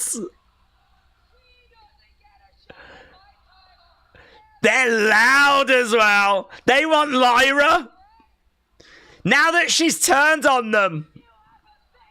Oh, God, this is going to be a lot of fun tonight. This crowd are going to be great. It was definitely the right move to bring Becky out first.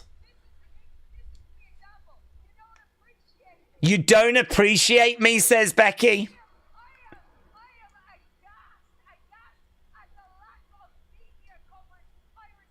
Yeah, well, fair play. I am your hero.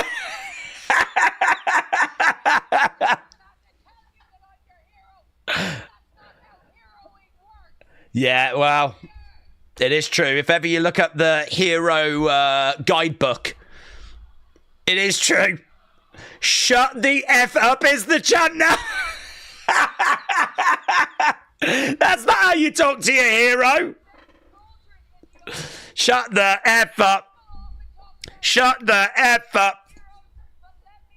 Oh my God. I am immensely let down. Mate, what a fun section. We want Lyra. We want Lyra.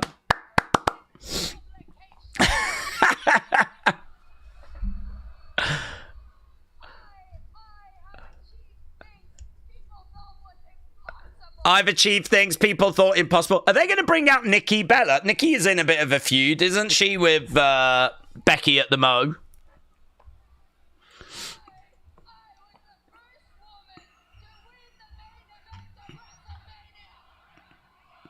Who are ya? Who are ya? Who are ya? Who are ya?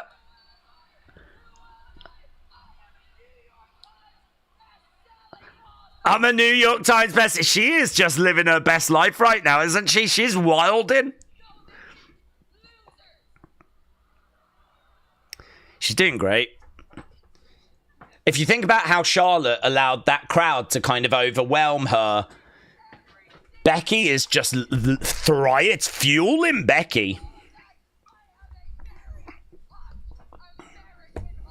I've got a very hot American husband, says Becky.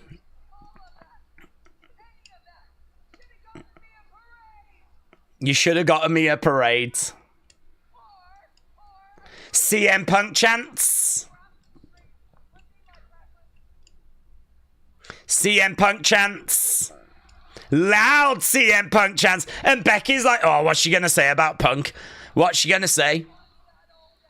No one wants that old ass. That's what Becky says about the CM Punk chants. That's prompted boos. Brilliant crowds. Brilliant crowd. They've got to be up there with like one of the best crowds of the year so far. So Becky's still going on about the fact she's not had a parade.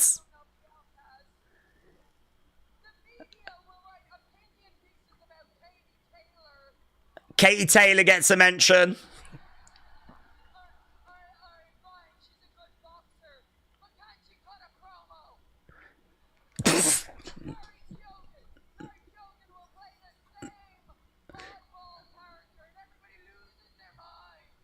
So she's just talking about like some Irish heroes.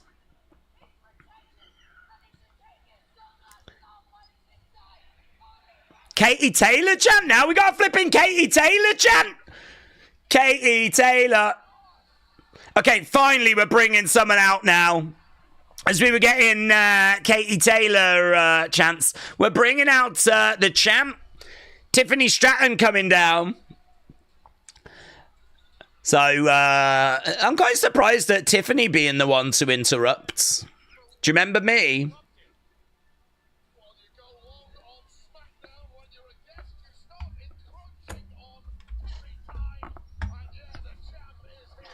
Well, there we go.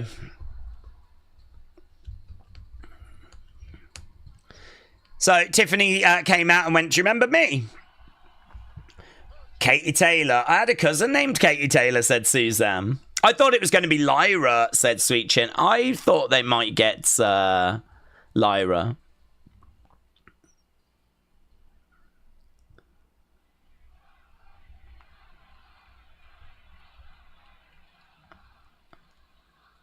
Tiffy time chance. It's been brilliant so far.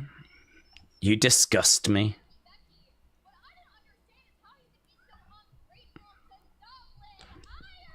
Oh, God, here we go. Here's the babyface pandering.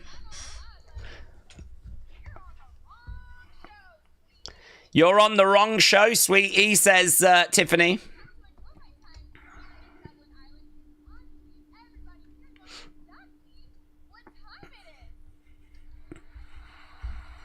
I think everyone knows what time it is.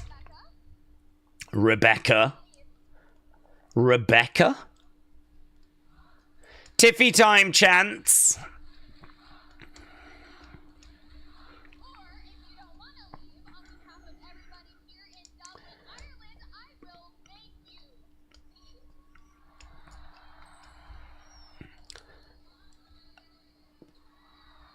Booze. Booze for Nia. So Nia's coming out. Oh, are we going to do Tiffany Nia as like an opening match or something? Nia's in wrestling gear. Tiffany's in wrestling gear. Why are you concerned? Booze. Booze for Nia.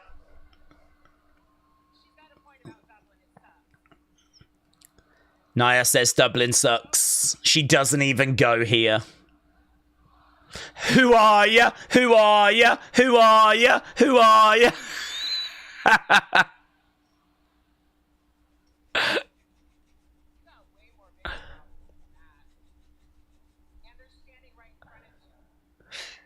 Okay, so it feels like we're transitioning to... Oh, Nia pushes Tiffany down. She starts stomping on the champ.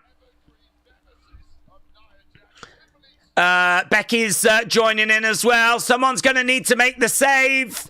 And it's going to be Jade. Jade Cargill's making her way down. Jade comes in. I think there's a little kink in the entranceway, isn't there? In the ramp, in the walkway. Big boot. I like that. Makes it feel a little different.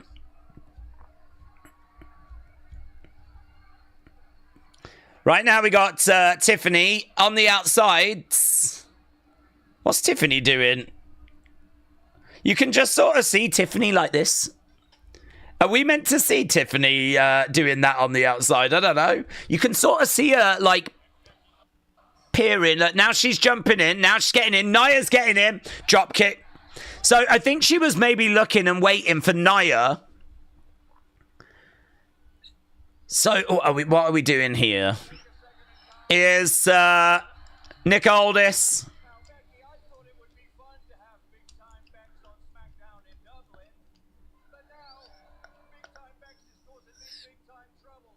Big Time Bex is causing me big time trouble. Oh, Big Time Bex is in the Big Time main event. So it's going to be a tag match. I don't even go here, says Becky. I don't even go here. Well, there we go. Really, I'll take that over Paul Heyman announcing who's in this flipping Seth group for the millionth time. I'm not giddy about the main event, but... Okay, here's Fraxium with Carmelo.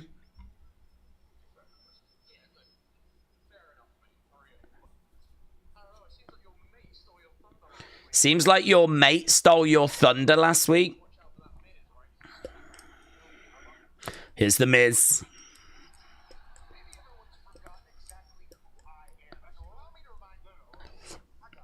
I got this, says Carmelo. So Melo don't miss. Backstage with Fraxium. We've got in the background, you can just see the Wyatt Six again in the background. I think it's actually Gacy and Loomis, isn't it? So for the second week, we've got more Wyatt Six background presence. Carmelo shades were up and then they just dropped back down again. Boomer. Melo don't miss. Awesome. That still sucks. That still sucks. Was the crowd a bit muted? Mine were muted when they were chanting. Oh, they got muted when they were swearing. Yeah, there was some bad language that was in there. It was very regrettable. Right. Hello, Sonny. I hope you're doing well. That's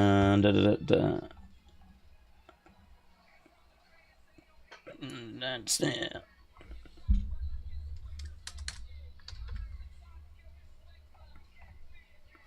There we go. Right, Daze, how are you? This is going to be Cena's first and last time in Ireland. What do you rate his final year? A real mixed bag so far, but I'm not giddy about his final year, to be honest. I think the heel turn was a mistake. To be honest, even the people that seem to like stand up for it and like say it was a good idea, even they seem to be saying it was worth it because it meant when he turned back face, it was good again. It's like, that's really the best we can do. It was worth doing months and months of a heel run because, well, it was quite good when he went back to being face. Okay. I mean, we could have just kept him face, but, you know, whatever. But, yeah, I mean, so far... But I'm interested to see where we go now. Now that he is obviously back to being a babyface. Leanne said, I am old enough to beat his mom, but God, Carmelo is hot, says Leanne. Love the streams, said F. Dub Jakeman. I like to listen before I go to sleep, but I've just tuned into Smackdown for the first time in years. It really is as terrible as they say. Oh, really? You're not enjoying it? Actually, the crowd have been brilliant tonight.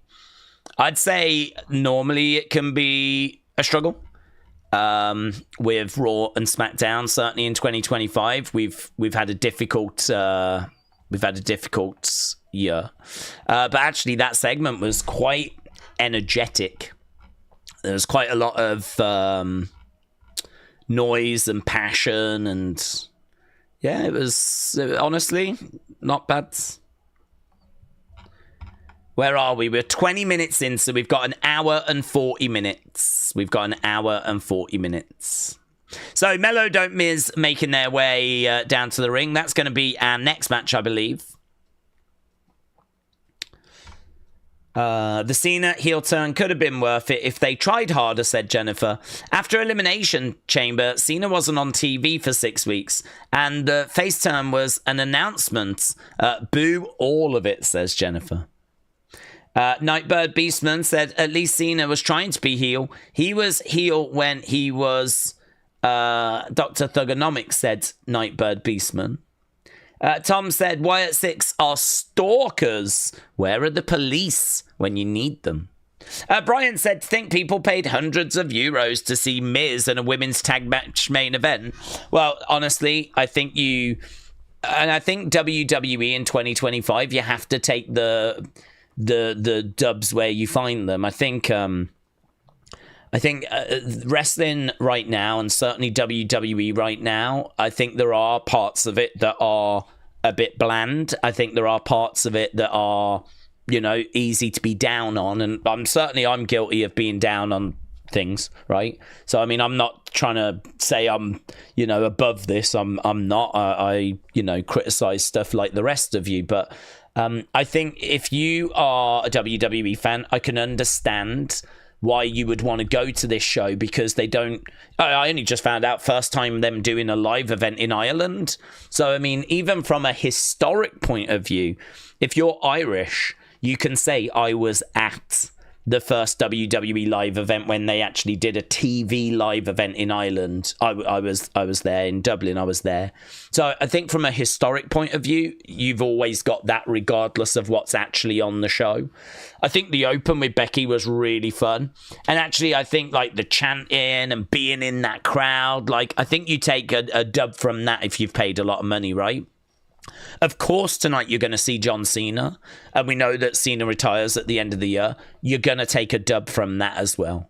So I don't disagree. Like, is the main event strong enough? Is the main event good enough? No, it's a absolutely pointless tag match. But I think when you bought the ticket, you probably knew. Just like if I was to go to the Birmingham Raw on Monday, I mean, that's a Raw I was really interested in going in, because that's where I saw my first WWE live event. That's like a really important place to me. So I think there's more to it, isn't there?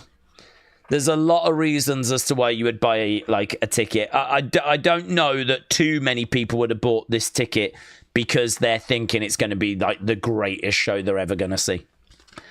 Raw and SmackDown, you just couldn't really have that confidence with where we are in 2025 that you're going to see the greatest show, But there's still plenty of reasons as to why you would want to be there. And listen, I think a good open, and I think that this could be not a bad match. Tag division has been cooking in 2025. Melo, don't Miz. So, match number 1. Motor City Machine Guns against Melo, don't Miz. Okay, so Miz is saying to Carmelo, I've got this. So, Miz is going to start things off. And immediately, Carmelo tags himself in.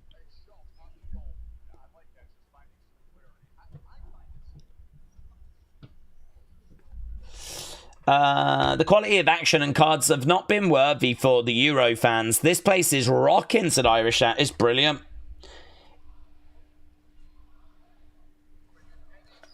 What are they chanting? We want Miz. I think they might be chanting We want Miz.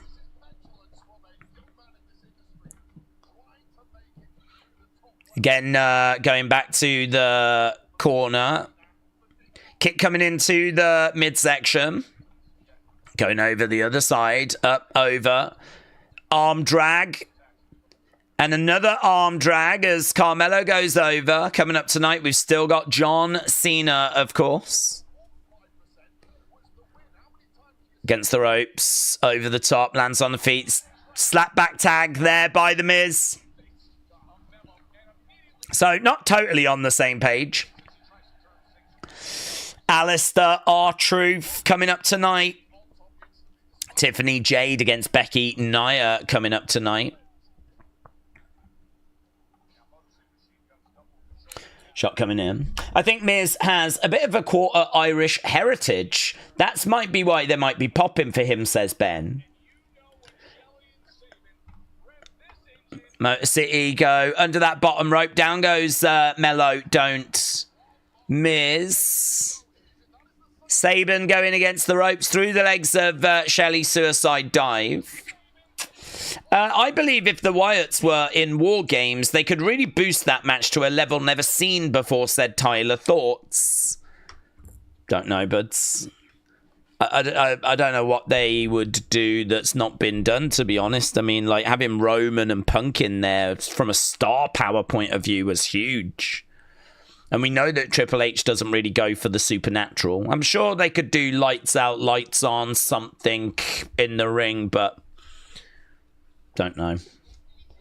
I mean, like, they just haven't really known what to do with the Wyatt Six. I mean, have the tag matches been that good that Loomis and Gacy have been having? I've not seen people raving about them. I don't know. I kind of struggle with that a little, to be honest. I think that it's with Triple H not wanting to do anything supernatural, and with we would need the right story, wouldn't we? And we would need, like, the right producer, and yeah. What would the Wyatt Six do that would be that interesting, said Biggers? Well, I think there's a lot of love for the Wyatt Six, and I think there's a lot of goodwill for the Wyatt Six, but I just haven't seen them really back it up with a great deal in the ring, to be honest. Their match quality has not been mind-blowing. So I'm sure they could do some jumps or something, but I mean, we get that in pretty much every War Games match, you know. Right now, we've got The Miz in there working on Alex Shelley. Alex Shelley going over against the ropes. Tyler said, I live in Ireland, and I live near the 3 Arena. I couldn't go. What a crowd, though. Becky Wrestling is great. So, Tyler, shout out to you. Jennifer said, I hope people really do the Oasis chant that Sammy asked for. I just got a playback error and the stream stopped for me, said GS-Dub. Oh, right. I think we have had a few issues. I've tried to change over I might try and do it now again. Because we're connected to Starlink and it's just not that great is going to do anything. Says it is connecting. Hopefully that's going to be able to, like, hold. I just switched routers. The other one, the Starlink one, was a bit messy. Shots coming in there by Sabin. Sabin has got Miz going over to the corner. Back elbow there by Sabin. Has the We Want Cross movement fizzled out, said Harbour Binge, or did it just not even get going? I've seen a sign, actually, on this show. I think it's going to take someone to start the chant for others to join in. I don't think it's over, but equally the signs of life are very limited. Miz in the corner. In comes Alex Shelley.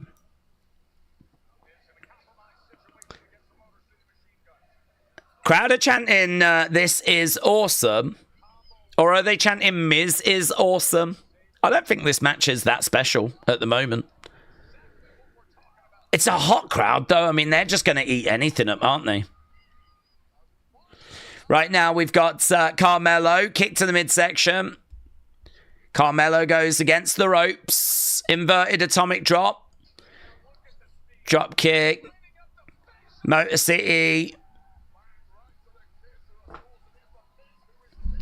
Miz down, Carmelo down. Ali, see you later, buds. They're chanting Miz is awesome. They're chanting TNA now. Over in the corner, we've got Sabin going into Shelley. Round the back, we've got a skull crushing potentially, but no joy. Back slap tag there by Carmelo. Round the houses, and Saban gets Miz out the ring. Carmelo comes in. He gets Saban down. 1, 2, kick out. Right now, we've got Carmelo. He is back in the corner. He's another tag there. Miz this time. Tagging Melo, but this time Melo's like, no. So we've got a real moment. Carmelo gets pushed into the Miz, but he lands on his feet. Double knees there by Carmelo. So we know that these issues that these guys are having are continuing. Shelley trying to clothesline Carmelo to the outside. Crossbody to the outside. 1, 2, 3. Miz gets the pin and the win. And the crowd cheer. Crowd were hot throughout that whole thing. Match was okay.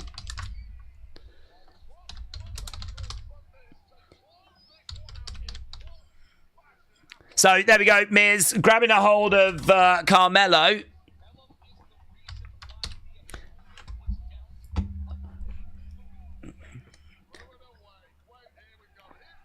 Yeah, Miz again trying to tag himself into this match. So, you know, the talking point here is that the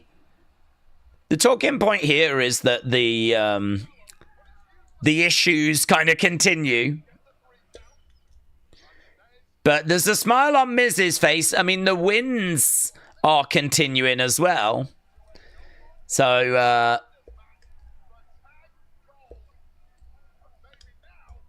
apparently these two are going to go on to a #1 contenders match for Tag Gold now. Okay, we're backstage with Big Jim. Big Jim.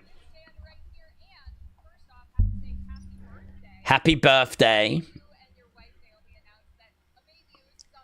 Baby Use on the way.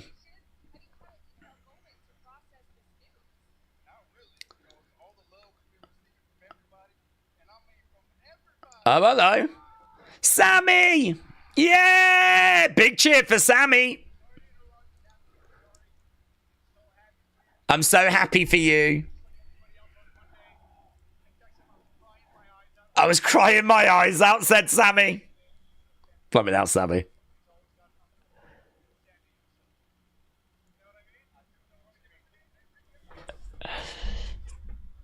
Okay, here's Solo. Here's the MFTs. Why does it look like Kathy's just got out of school?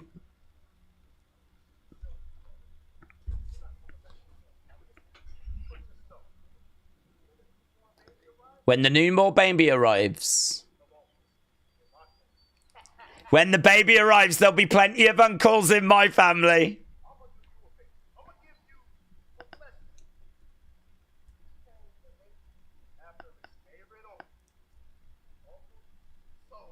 You can name the baby after its favorite uncle. No yeet. Sammy explains to Solo what that means.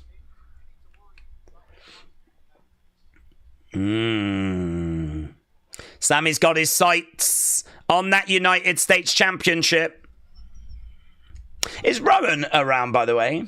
How Rowan's hiding?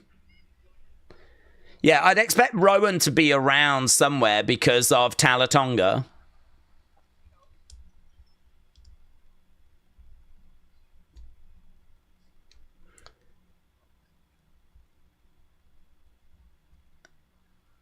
Oh, there he is. He's down by the van, isn't he? Rowan was lurking as that segment was playing out.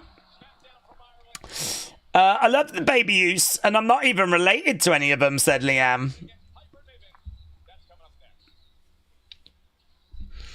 So, there we go, some fun little backstage interactions. Kind of fun seeing Solo talk about the new kids. Is there another underdog story, Solo to Sammy? Solo is Midcard Solo. Yeah, main event Jay and Midcard Solo.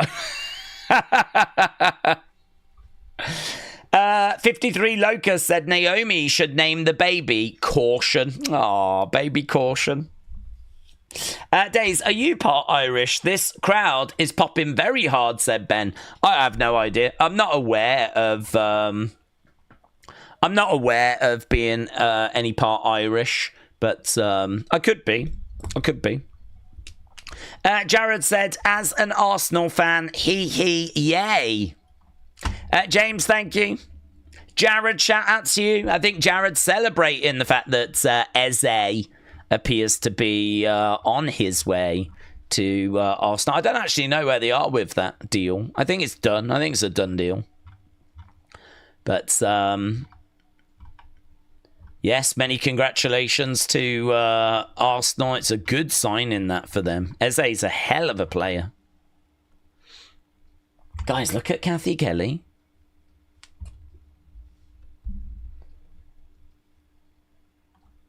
Dun, dun, dun, dun, dun, dun, dun, dun, dun.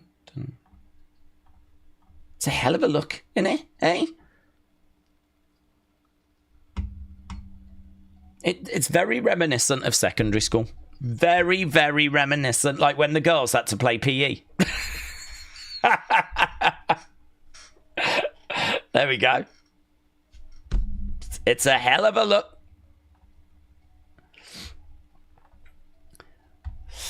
Arsenal suck, said Stephen. Right, we're at commercial break. We're nearly 40 minutes into this show, and it's been pretty fun, to be honest. I mean, honestly, if you're struggling with this show, mate, you just can't have watched much of 2025. This is actively good. We are in a good place with this show at the mo. Bum, bum, bum, bum. Oh, some people are saying Howdy was there as well, was he? I only saw Rowan. But the streets are saying that Howdy was back there as well. But she definitely does look like she's just come out of school, said Dean. Graham Potter's getting sacked in the morning. Chelsea are 3-1 up against West Ham right now. Oh, I'd give Potter more time, honestly. I think he's a decent manager. I think Potter's a pretty good manager. I'm sure there are things that have not gone to plan, but I'd give him a little more time. But I'm not a West Ham fan, so. Okay, we are back from commercial break. Best show of the year, said Jay. Maybe not that far, but not the far from the worst show of the year. Okay, there is Piper.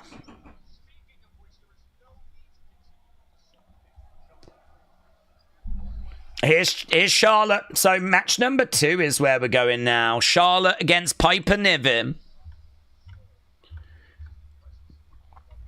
Bow down to the Queen. All hail the Queen, the Queenie Queen.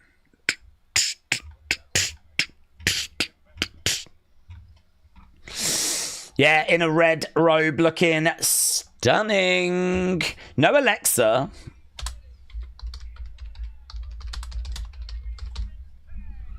So Charlotte is without her friend. We're just back to pre-friend Charlotte now. That's the worst Charlotte.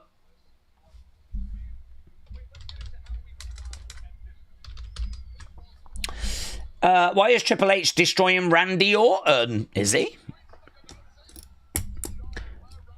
I don't even know what he's doing with Randy Orton at the moment. I think, is he using him like sparingly?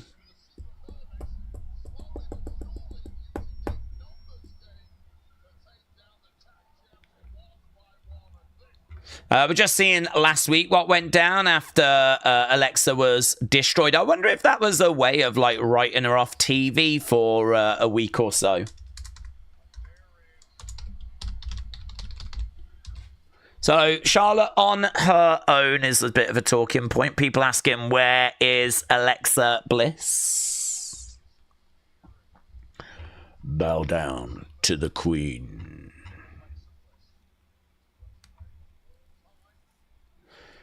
Okay, so Charlotte holding up the tag team championship. And we're about to get underway with match number 2. Let's end this poll so that we don't get confused. Okay, opening match goods 94. Good 94. Well, that's better than where we've been. We've been down in the 80s. Charlotte versus Piper. I don't have the highest of hopes for this match. I feel like now SmackDown has got stuck into what it normally would be. Piper with a shoulder barge. Down goes Charlotte. Kip up by Charlotte. A salute by Charlotte.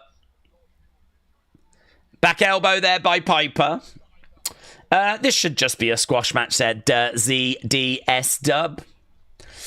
Jesse said, I legit didn't remember that SmackDown was early. I've just got on to watch the stream. Well, good news. It's been all right. Crowd have been great, and they're now chanting, we want Chelsea.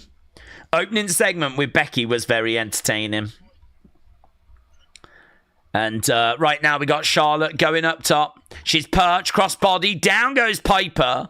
1, 2, shoulder up. Hard to know what they can do in this segment, to be honest. Hard to know what they can do in this segment that's going to be interesting. And right now we've got kick coming in there by Charlotte. We got Chelsea on the outside of the ring as Charlotte kind of kicks out at her. Against the ropes, going up round the houses. Planted. 1, 2, kick out there by Charlotte. Kick out by Charlotte. Salute there by Piper. I don't think Alexa does European shows at the moment. I don't think she wants to leave her daughter for a long time. And that's understandable, says James. The crowd are chanting Chelsea, Chelsea Green. Chelsea, Chelsea Green. So the crowd are chanting for Chelsea. She was saluting. Oh, like Charlotte is crawling away over. Chelsea's trying to get out of the way. Alba's there.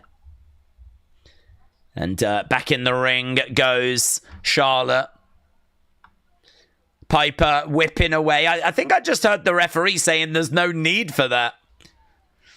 Slam down there by Piper. Chelsea, Chelsea Green.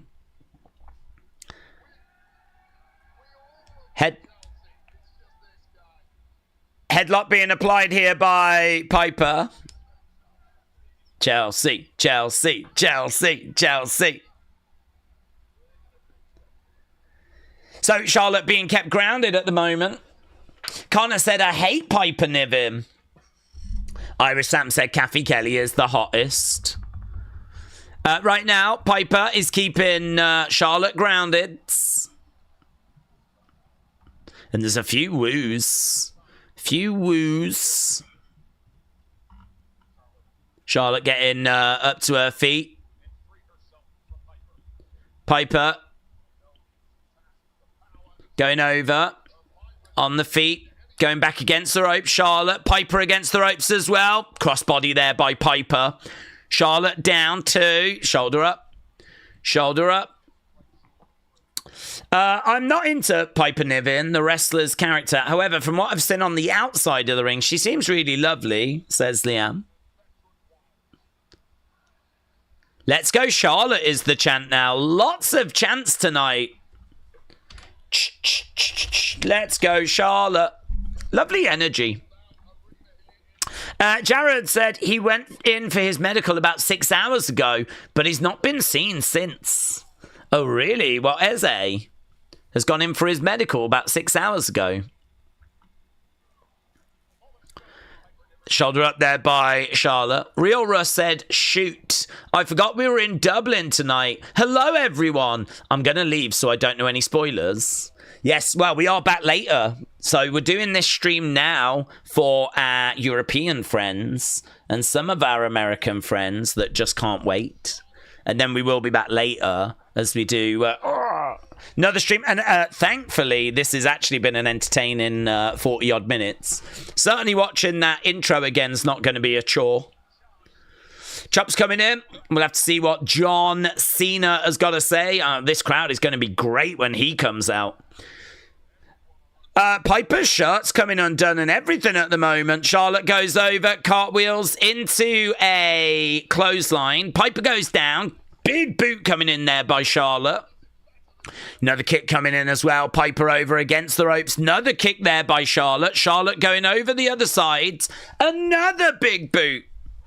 Another one. And another one. Charlotte enjoying having the crowd support. Kick coming in. We see it such a long way from the crowd being like all over Charlotte. Crotch chop there by Charlotte as well. Charlotte's looking to go up top, looking for a moonsault. Oh, Charlotte moonsaults. Lands it. 2. Shoulder up there by Piper. Yeah, right now Charlotte's like, come on, you got to be quicker than that. Woos. So Charlotte with that moonsault. 2.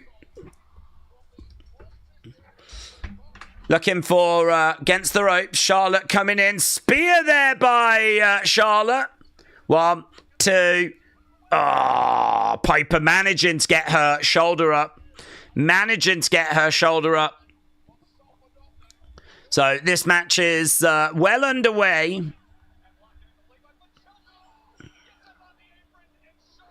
Boos. Now we've got the Hervish trying to get involved. We got Alba trying to get involved, but we got Chelsea raking the eyes of Charlotte. Big splash there by Piper. And we got a big problem here for Charlotte. Charlotte is up and driven down. 1, 2, 3. It's a win for Piper Niven.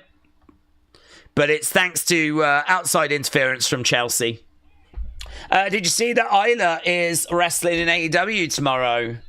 I saw that she'd gone to AEW, but I don't watch it. So I couldn't tell you when she was wrestling.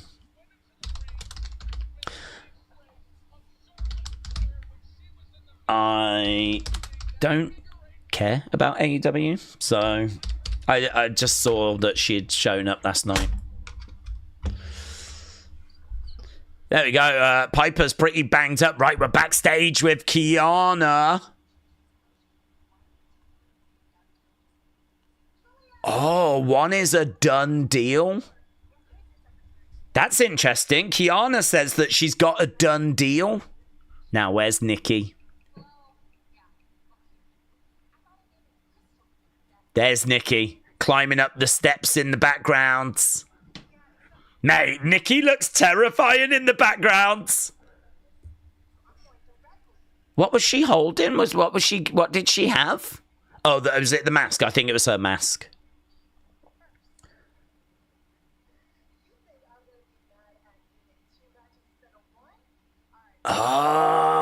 Michin's going to have a match with Kiana first.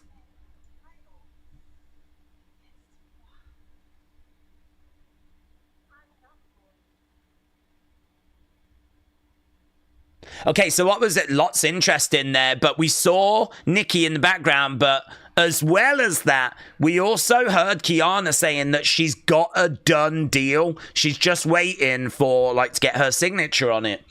So what's that going to lead to?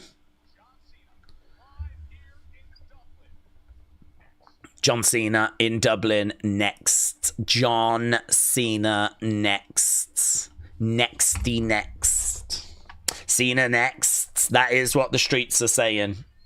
The streets are saying Cena next.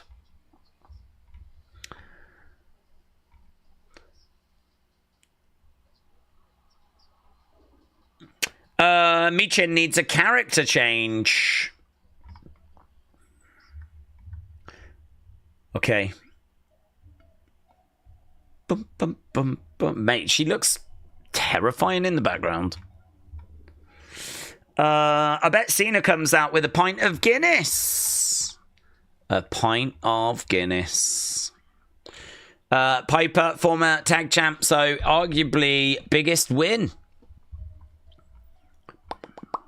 Bum, bum, bum. Bum, bum, bum.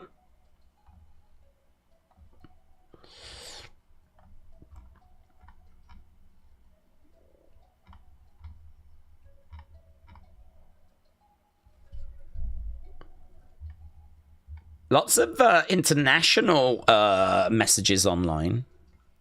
I mean, it makes sense, doesn't it? Our American friends aren't quite watching this at the moment. Is Randy in a feud right now? I don't believe he's in a feud right now. Bum, bum, bum.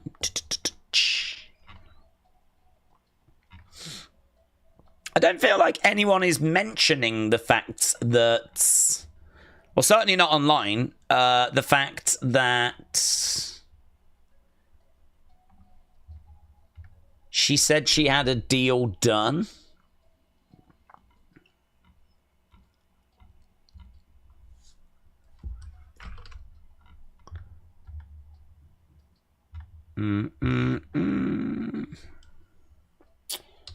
Kiana saying that she has deal pretty much done is interesting. Wonder what that leads to.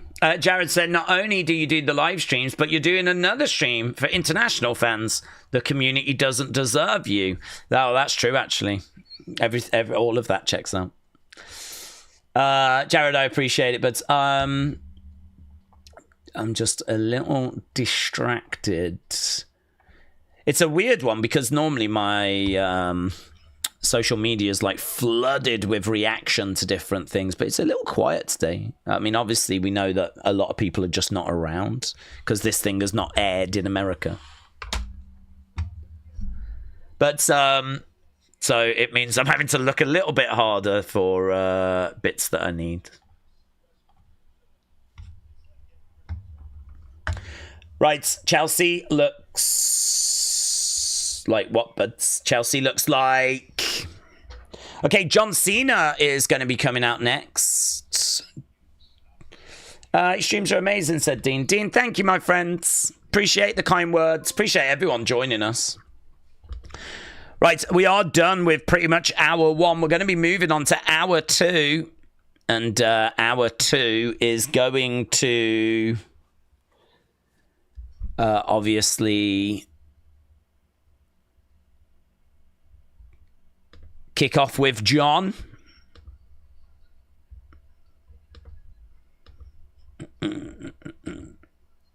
My legacy.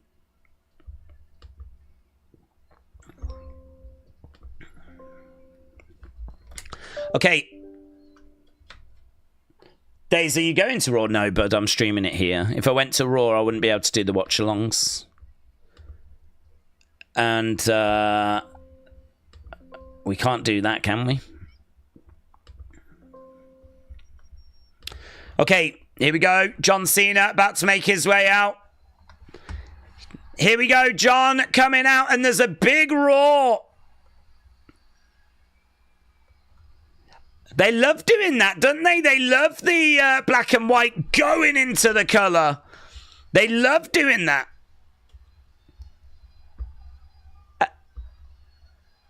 Are they chanting John Cena sucks, but in a fun way?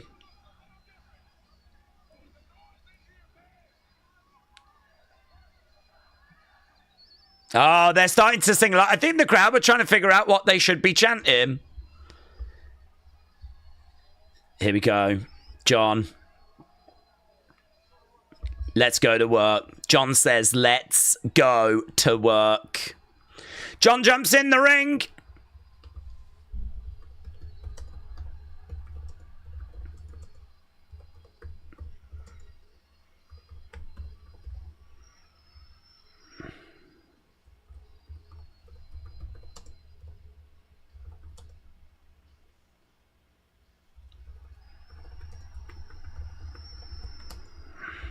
Okay, John in the ring, and he's throwing the arms in the air. Big cheer by the fans. John Cena is better than Guinness sign. Oh my God, that's so good. John Cena is greater than Guinness. Wow. That coming from an Irishman as well, I would imagine.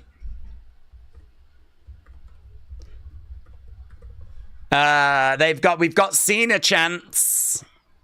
What a sign. Cena is my hero. Crowd are olaying. Ole, ole, ole, ole, ole, ole. John's in there having a little bit of fun. I don't know, he's doing a little bit of a hoedown by the looks of it there. John Cena doesn't really know how to react. But I think he lives off this energy.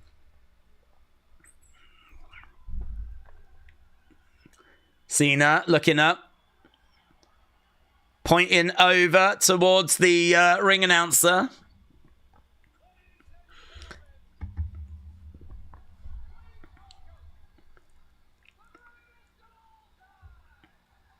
The greatest of all time.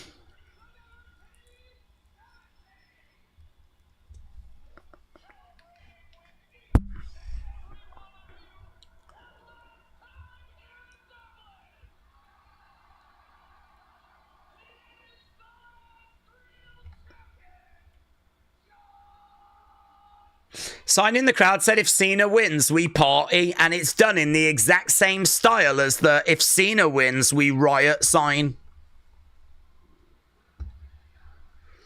Loud Cena chants. Really hot crowds.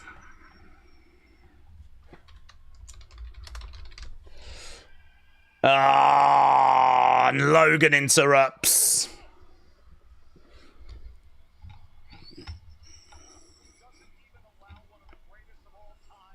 There we go. Logan interrupts. Didn't even get a chance to get a word in.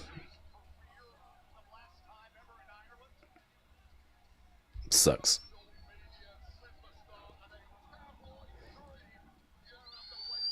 Oh my God, look at that kid. He's so excited that Logan Paul just touched him.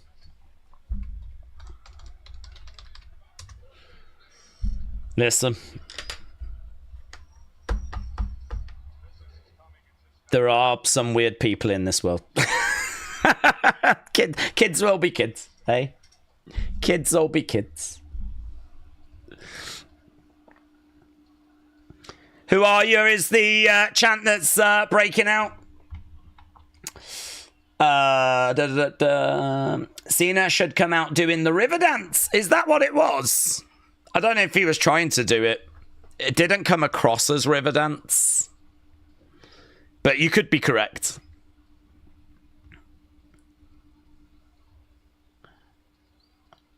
I think we've got FU Logan chants. Is Smackdown in the UK? It's in Ireland. FU Logan is the chant. Yeah, I mean, that kid was excited when Logan touched him, but this crowd ain't excited.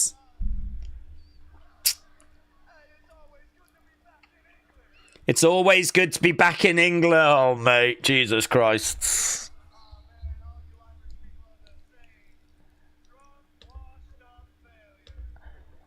All you Irish people are the same. You're drunk, washed up failures.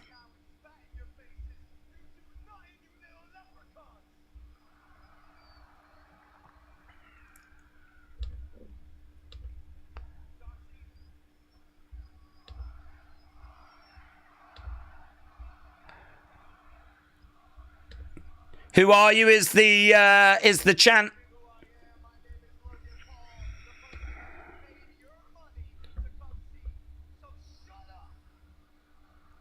You know exactly who I am.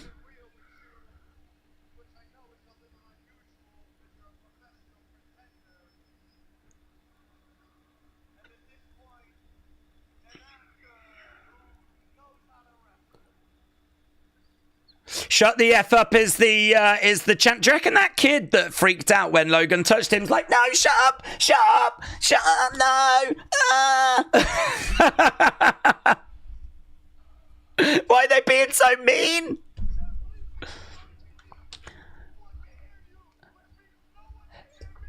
Logan said they're bleeping you from TV. That means no one can hear you, so no one can hear me.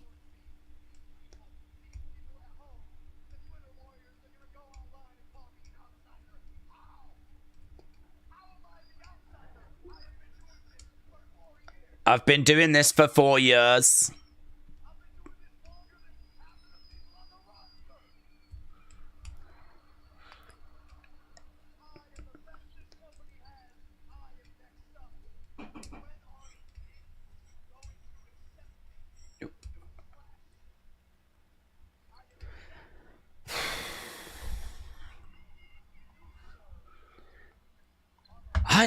I don't know why we have to tolerate this.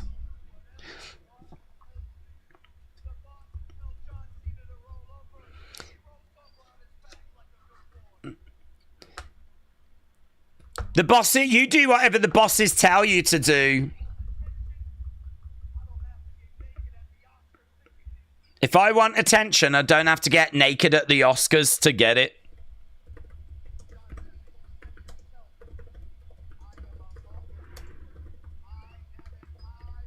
Cena chants. Stop muting, it's just a curse word, said Liam. Well, I don't think they can play it. Well, to be honest, they mute it on Netflix, don't they? But I don't think they can play it on USA Network.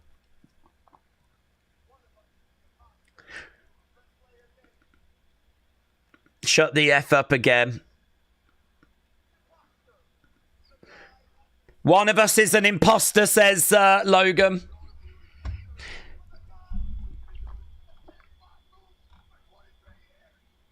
He says Cena's been doing the same 5 moves for 23 years.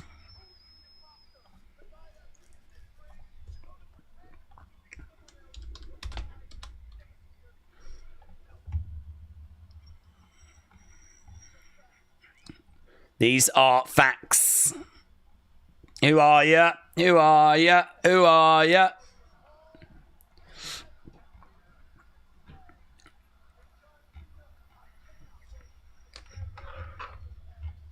I can't wait to share the ring with you in Paris.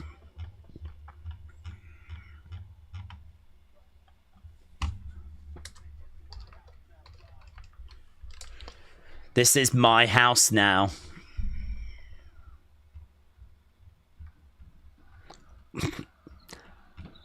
It rhymes with banker. That's what they're saying right now.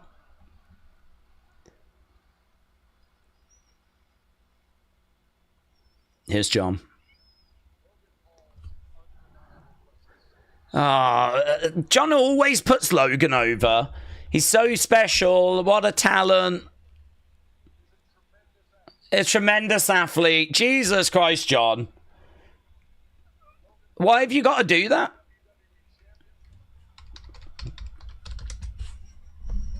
Logan Paul is a future WrestleMania main event. Blah, blah, blah. Shut up. This is why I hate you, John. Because you are a sellout. When the heels come out and say you do what they tell you to do, and then your very first words are, this guy's amazing, is a future main event, or all of this, you just prove the point, John. Grow some balls, John.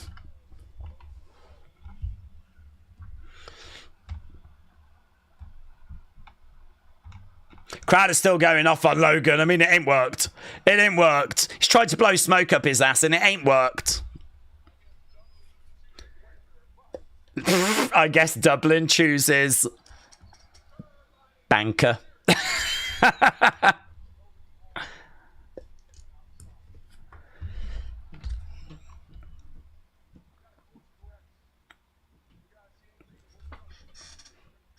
Cena says we've got to course correct. He's not leaving.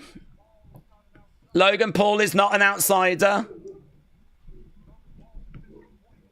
Logan Paul is a disappointment. He's an outsider as well, John.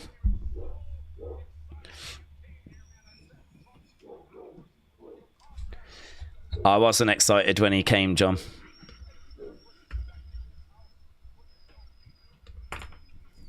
Instead of respecting this house, what do you do? Oh, I thought he was... Oh, yeah, he is, look.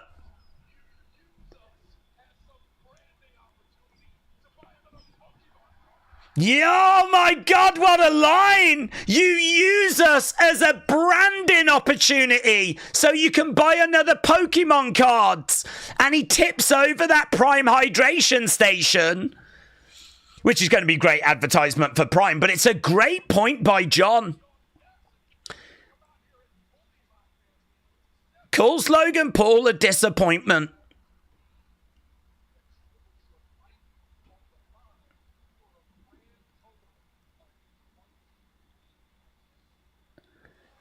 You've had a grand total of 23 matches.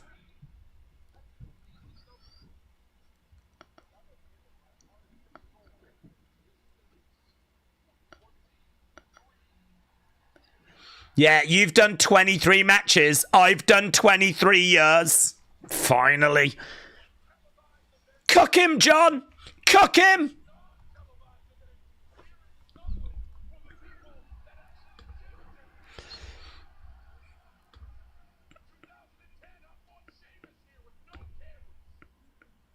I fought Sheamus here with no cameras in 2010. You've done 23 matches. I've done 23 years. That's a really good line in it. I hate the fact he keeps saying he's got potential though, and that he's going to be a future champ. And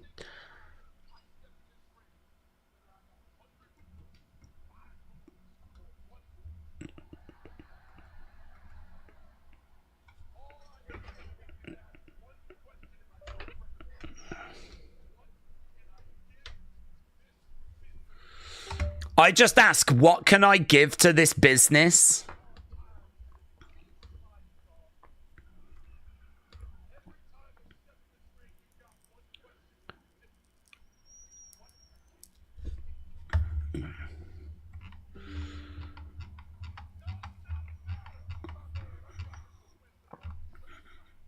I'm dropping some wisdom. Shut your mouth.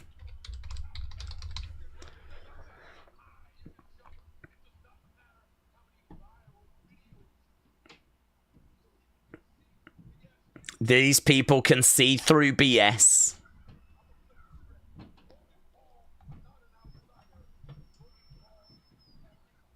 Logan Paul is not an outsider. He's a parasite.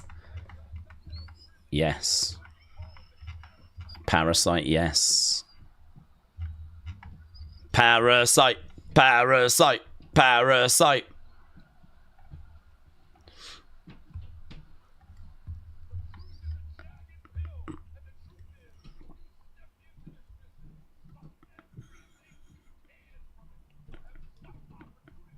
You have sucked opportunity away.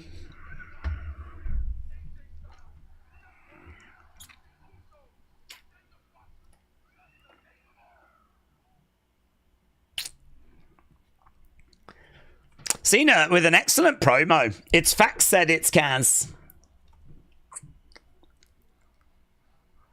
Logan sucks chant.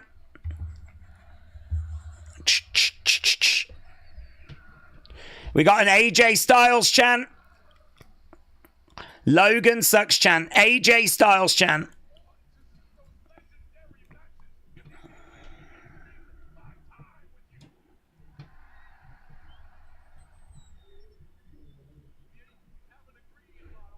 We've not agreed a lot over the years, but I am a man of my words.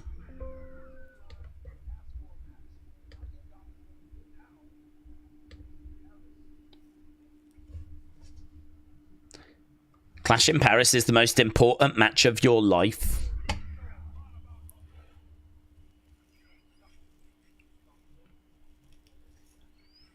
You know a lot about hustle, but you know nothing about loyalty or respect.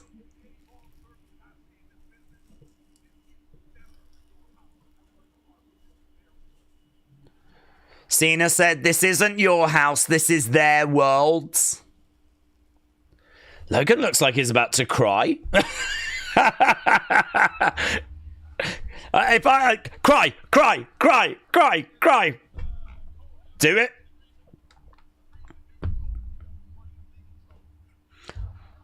I read the news, homie. You've got plenty of legal trouble.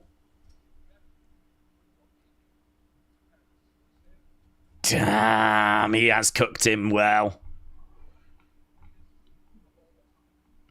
Your opponent is the greatest of all time.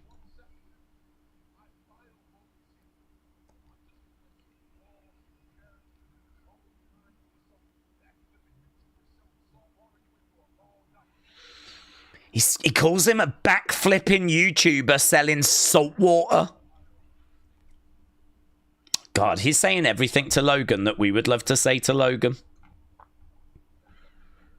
Apart from the beginning bit, which sucked.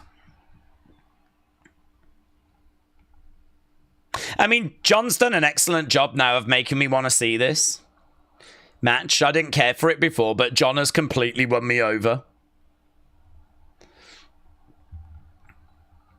Logan knocks Cena's cap off. I mean, it's an incredible promo from John. Incredible promo from John. Duck underneath there by John. He grabs Logan. Logan on the shoulders for an AA. Bang! Plants him.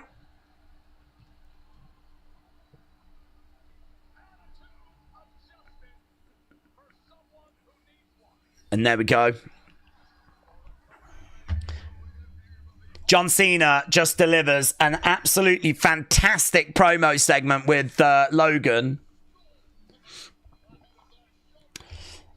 Cena with the shite in the promo gold, said Irish. He was brilliant. Brilliant. A backflipping YouTuber that's selling salt water, said Be Serious. It's a hell of a crowd, isn't it?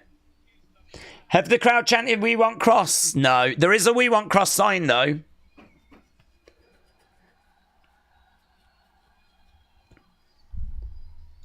Yeah, I mean, it's brilliant. It's brilliant stuff. Cena thanking the fans. Logan has got plenty to think about.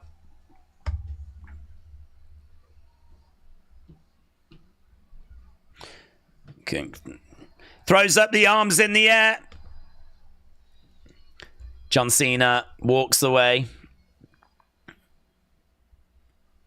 We're backstage with Jades.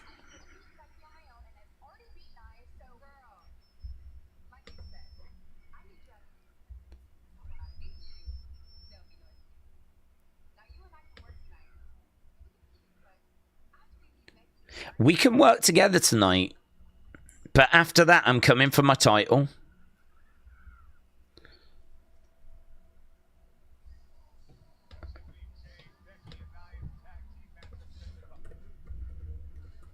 Brilliant. What a segment.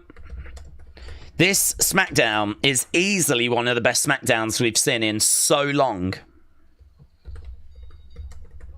I mean, I thought the Open had real energy to it and was really fun. I think the Cena segment is really fun. I am frustrated at the fact we have to give Logan his flowers at the beginning, but, you know, it is what it is. The cooking was quite satisfactory. I can only imagine that kid in the crowd is in absolute tears. And, yeah, hell of a segment. I tell you, we're going to watch this show again in a bit because I need to watch it with our American friends, and it is not going to be a chore to do that. The last Logan match that I watched was when he tore his knee. He accomplished what I wanted to see, said First 48 Gaming. Ben said, Daze, we still need Jock Daze against John Cena for his final year. Book it. Logan got fried, says Kader. The show has flew in. Ahmed said it was a bad segment. Why did you think it was a bad segment? I am damn mad that we haven't had this Cena for his retirement year. Imagine the difference it would have made in 2025. Wow, look, it's dumb. There's no point crying over spilt milk. we did what we did, and it was what it was. By the Bonfire said Tiffy needs some serious promo lessons. Jesse said Carrion is wrestling in Seattle on September 19th. I'm going to be in that area the week before, so I can't see him. Oh, Jesse, thank you for that piece of no news whatsoever. So let me get that right. The news you've just shared is that you're not going to see Karrion Kross wrestle. Thank you. Thank you. Cena's got to be the greatest promo guy of all time, said Brian. He's on a different level. Rent-Free said, Daze, do you think the ratings will be affected by Cena's retirement, like with Stone Cold and The Rock? No.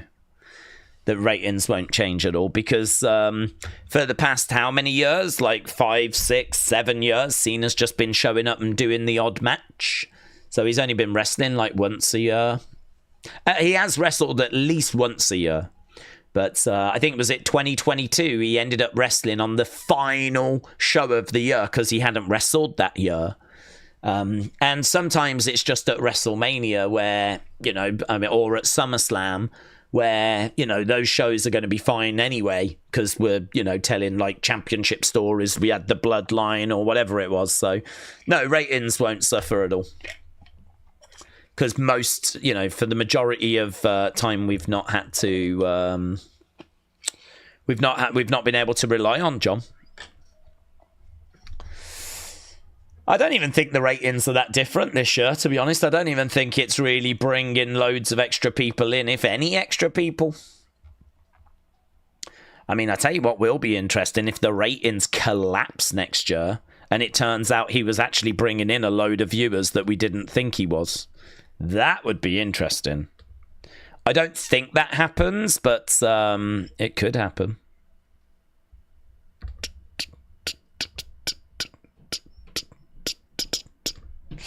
Right, let's go down. 54 minutes. West Ham fans are already leaving. It's 4-1 to Chelsea, says James. Okay, we're backstage with Logan, and he still looks like he's going to cry.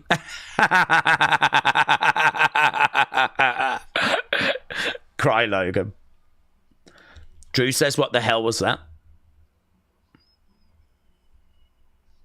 You're scared of John Cena.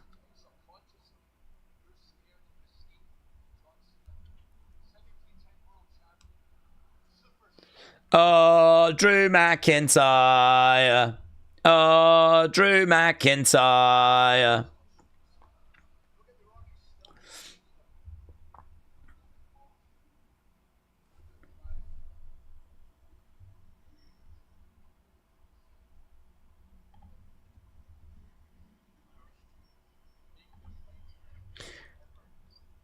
You're going to make this right tonight, whatever it takes.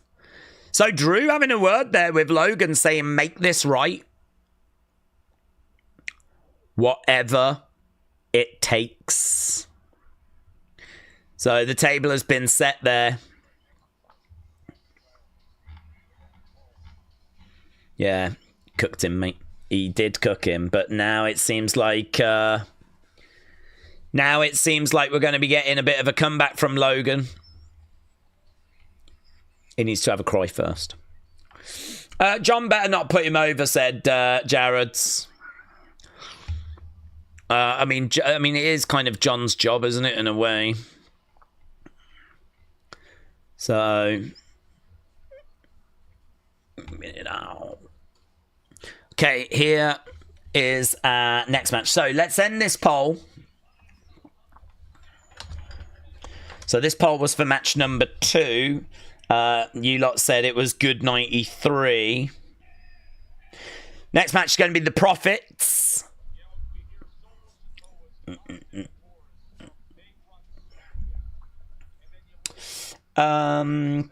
Jericho is going to come in next year to replace Cena. Jericho is going to have his retirement year. Perhaps we just do that. Every year someone retires and we do a retirement year. I love the Profit, said Tyler. 5-1 Chelsea now.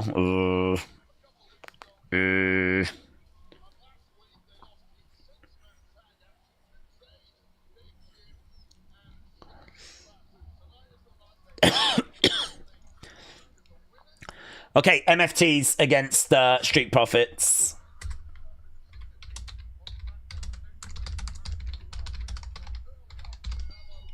Uh, 5-1 now. Vibe Time said, did it start? Yes. I mean, it started an hour and 20 minutes ago. It will be on in America later. Jumping over the top. Against the ropes goes Dawkins. Over the other side, looking for a drop kick. And right now we got Dawkins making the tag. Going back against the ropes. Drop kick there by Montez. Boom. Lovely. One. Just a 1 count. Just a 1 count.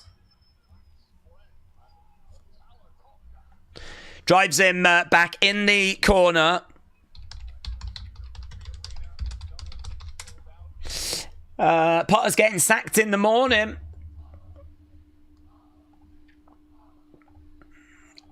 OTC is the chant that's broken out. OTC chants. OTC. OTC. Shot coming in there by JC. The 2026 World Cup draw will be held on December 5th at the Kennedy Center, says Davids. Roman Reigns chants again. Roman, look, right now we've got looking out.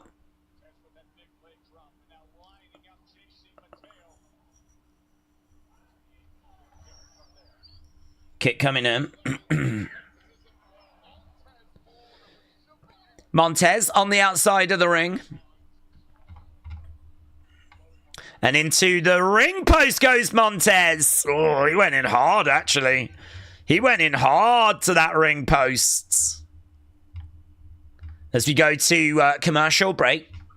So I think I'm still trying to digest what we just saw from John Cena. Absolutely cooking Logan Paul. What's it going to take to be the main event of Clash in Paris? Will it be Cena or Reigns or the World Heavyweight Championship? Well, I would think the World Heavyweight Championship. I mean, that title should main event. FU Solo, I believe, is the chant we've got going now. I tell you what, the Irish, they love a swear word, don't they, eh? They love a swear words. Kicks coming in there by JC.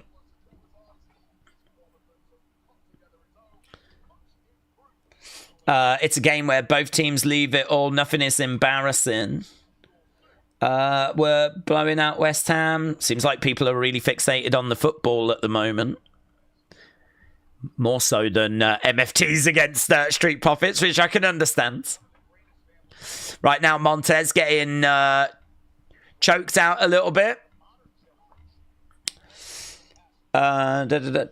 Irish swearing never, says Tony. I know it's very unlike them, but if you listen carefully, you can just detect like the odd swear words.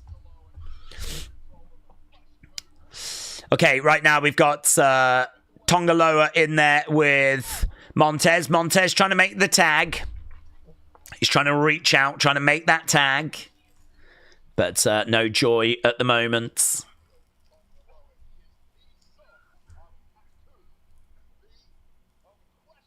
Bang!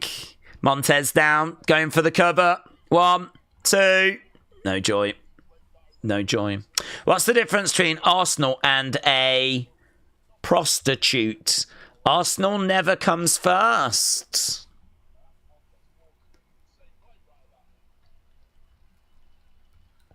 I mean, I can't find a way of adding commentary to that without getting cancelled.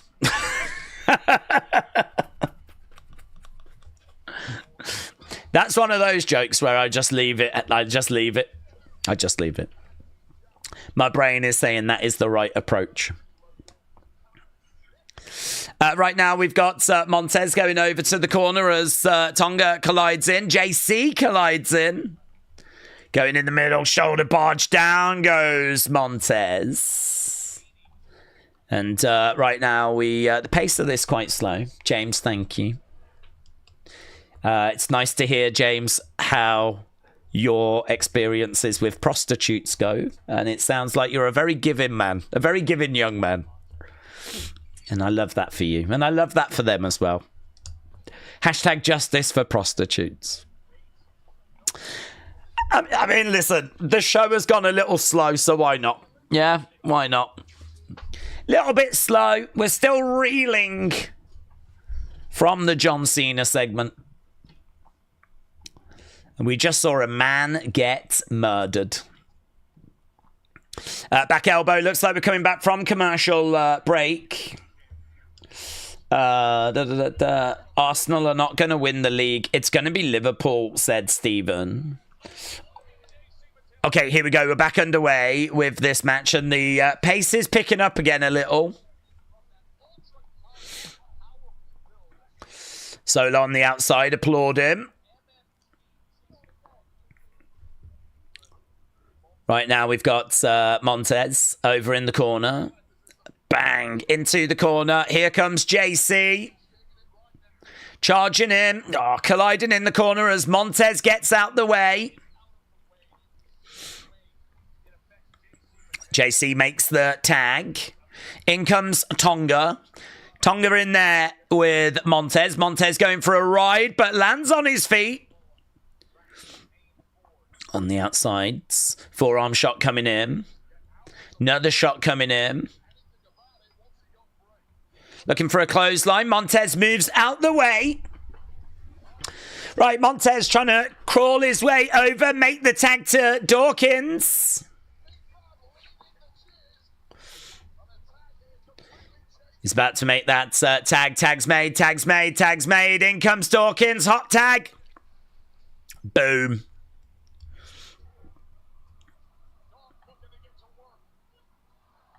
Against the ropes.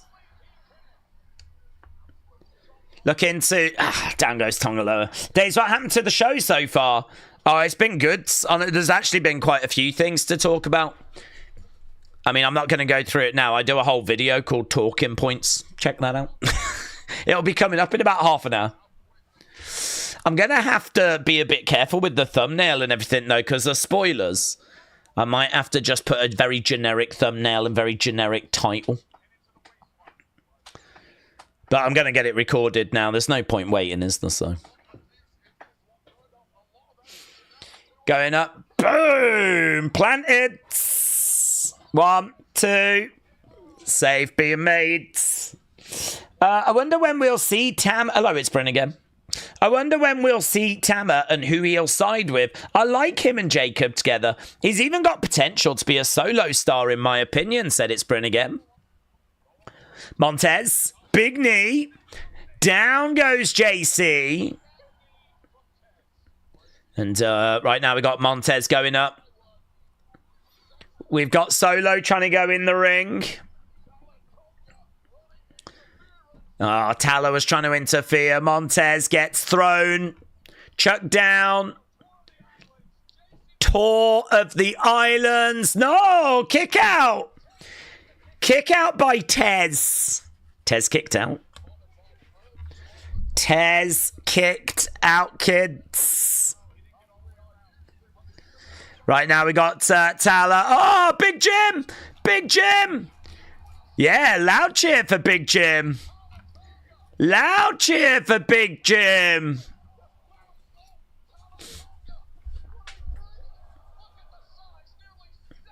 Big slap coming in. So right now we got Tala and we've got Big Jim. They're brawling. Solo on the commentary table. Here's Sammy Uso. Sammy Uso. Big cheer for Sammy. Big boot. Solo down. Jumping over. Going through the crowds. Oh, look at Solo down on the ground. He's like... Oh. Over the top to the outsides. Montez on the outside. Boom! Down goes JC Street Profits. Boom! Let's go! 1, 2, 3. Profits win. Profits win. Oh, look, there's that kid in the crowd. He was excited to see Sammy.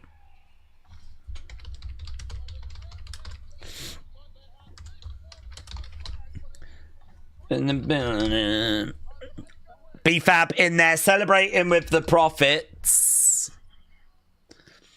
Okay, we're backstage with, there's Aleister Black. He's going to be taking on R-Truth. I don't know what happened to the commentary. Oh, there it is. There it is. Sammy Uso. Oh, God, this has been a really fun show. This has legit been one of the best TV episodes I've seen in ages. I mean, obviously, we're not including NXT. But, yeah, this has been one of the best ones we've had in ages. A few "you can't wrestle" chants aimed at JC, apparently. Jeff Cobb isn't bad, but he's had no impact since coming into WWE. FU Solo chants. Daze, who's on your Irish Mount Rushmore in wrestling?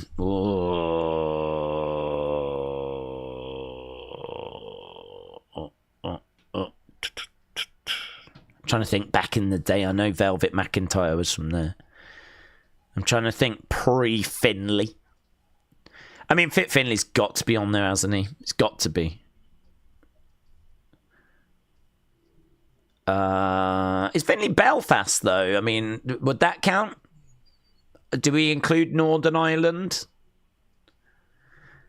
I mean, if we're going to include all of Ireland, you've got to go Fit Finley. You've got to go Becky. You've got to first woman to main event WrestleMania, like and win that main event as well. So you've got to go those two. I mean, Sheamus has been WWE champion, so I mean, you've got to put Sheamus on, haven't you?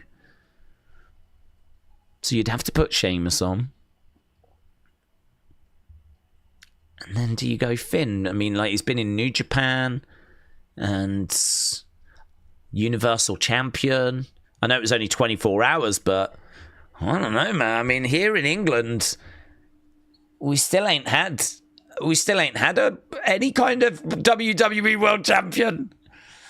You know, we've had Drew representing Britain, but actually, the country of England has not had a WWE World Champion, apart from Paige. But, like, you know, on the men's side. So, I mean, even Finn Balor being Universal Champ for 24 hours, it's a big deal. I don't know. It's just not a very exciting answer, is it? Hornswoggle. I don't think he goes on above any of those. Does he pip Finn? He doesn't go on instead of Finley. He doesn't go on instead of Becky. And he doesn't go on instead of Sheamus.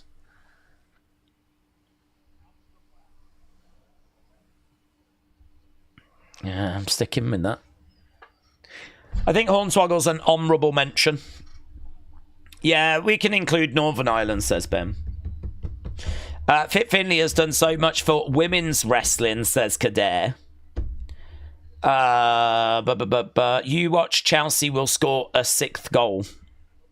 What, Chelsea Green? JD could go on Mount Rushmore of Irish, but his head sculpture wouldn't... It is true. If you do put JD on, then you can't actually, there's no room to put anyone else on. So that is worth taking into consideration if you do want to put JD McDonough on.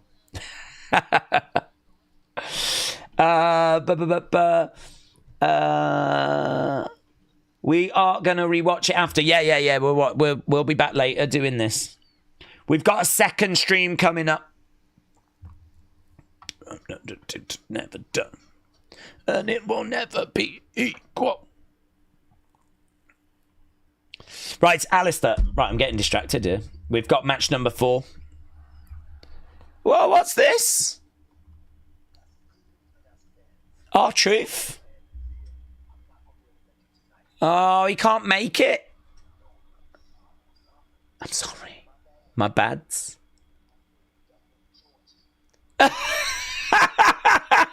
He's on the plane.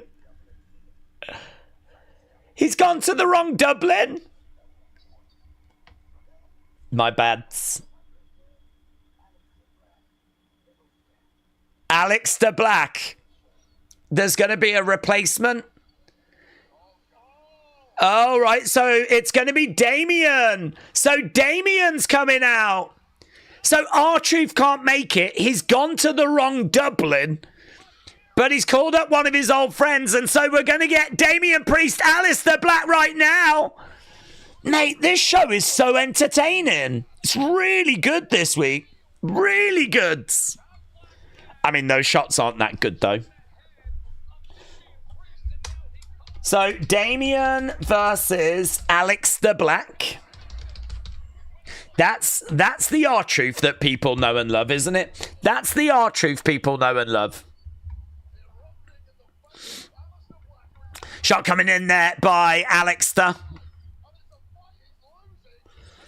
So, Damien on the outside.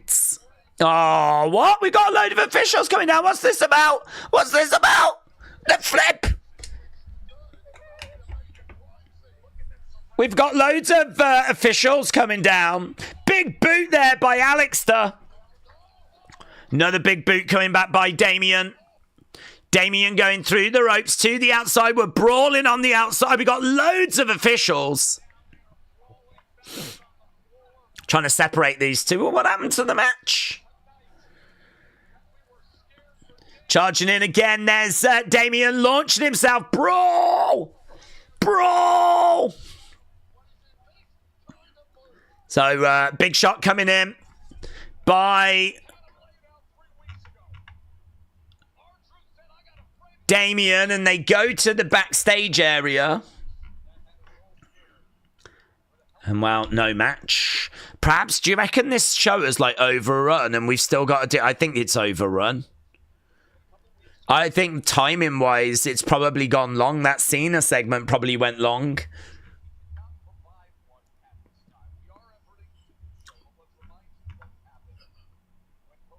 All right, there's still no update regarding Cody. They can't give us an update regarding Cody.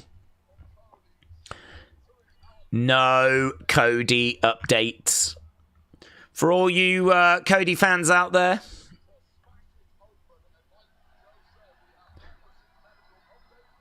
No update on Cody. Oh, here's Drew. Loud cheer for Drew as Drew's here now.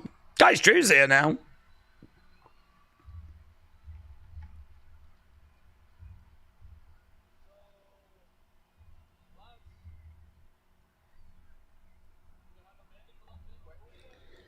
Is there a medical update? No, they just gave an update. They said there's no update.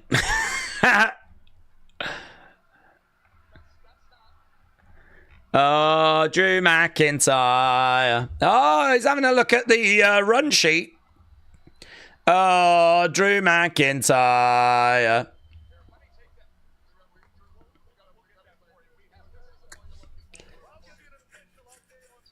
Wade Barrett said, that's not what you're looking for. Okay, Drew in the ring.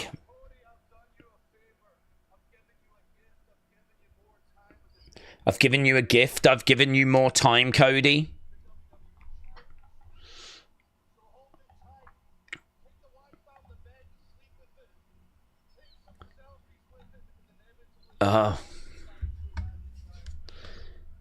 Kick the wife out of the bed and sleep with that title, because eventually you're going to have to face Drew McIntyre.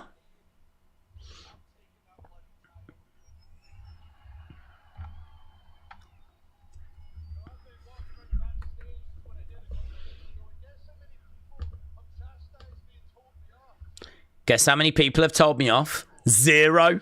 Backstage. They all want your spot.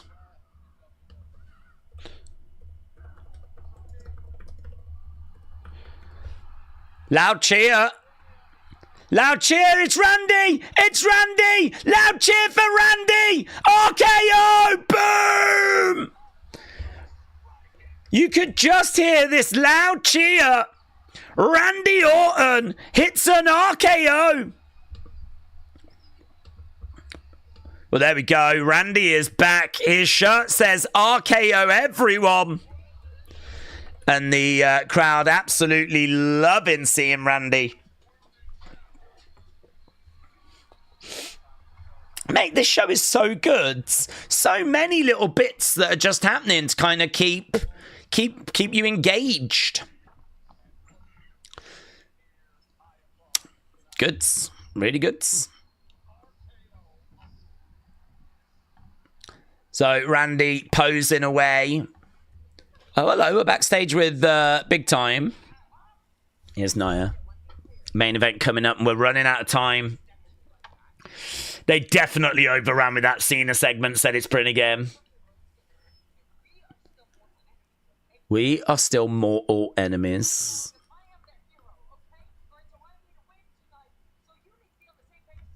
You need to be on the same page as me, says Big Time.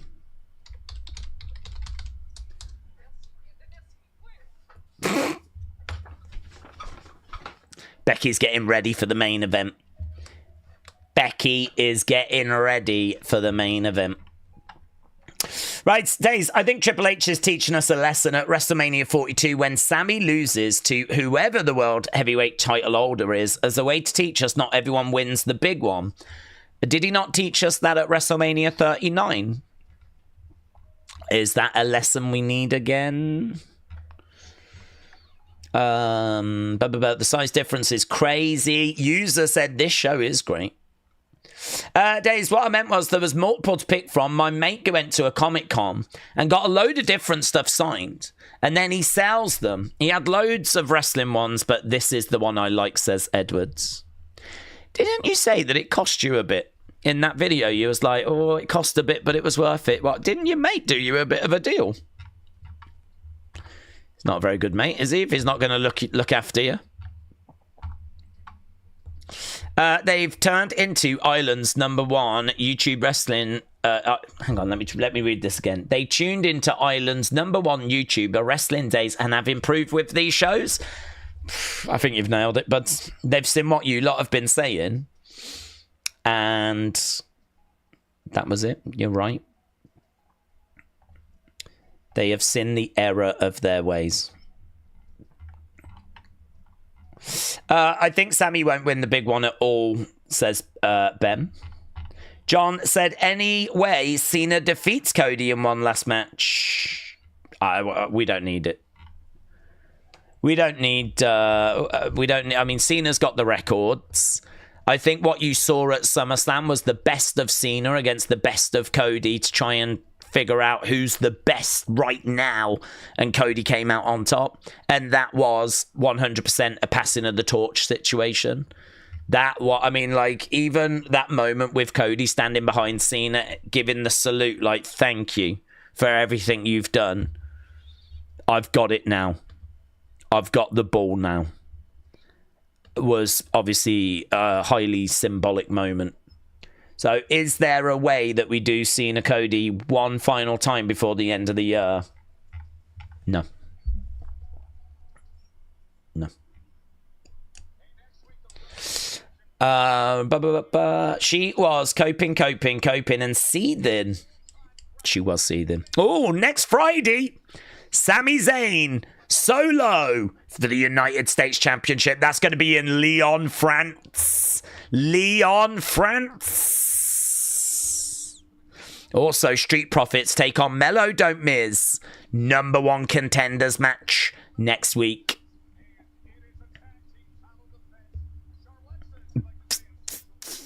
Hey.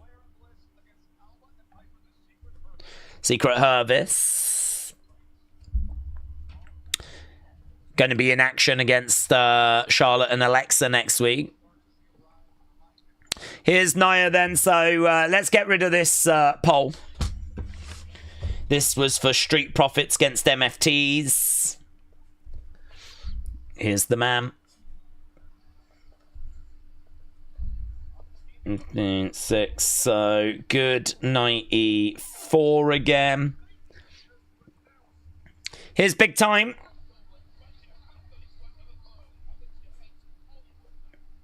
This show feels like it's had a good pace. Anything that's gone long, like the Cena segment, was entertaining, or the Becky segment was entertaining. Sometimes we see segments go long that are just dull, and they drift, and I don't care about them. But any segments that have gone long, I think have earned their place, and you know it's fine for them to go long. And as a result, like we've got 13 minutes left, and this show has just felt an absolute breeze. It's just felt like a treat, really. Jade Cargill and Tiffany are on one side. We got Nia and Becky on the other sides.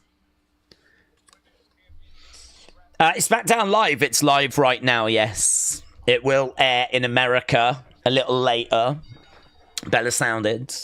Yeah, I paid 45 quid for it. It's crazy money. And that's a lot of money for something like that. But then I contradict myself and go out and pay 900 for Dior trainers. And buy a Louis Vuitton man bag. You spent £900, nearly £1,000 on Dior trainers and a Louis Vuitton man bag. What?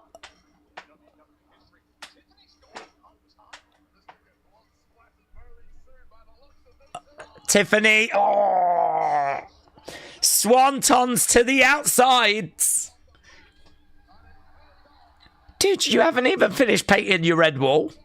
And you're out there buying a Louis Vuitton man bag.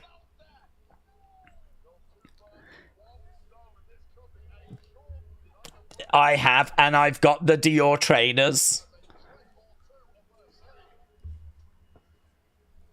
Nia with a leg drop to the back of Tiffany's head.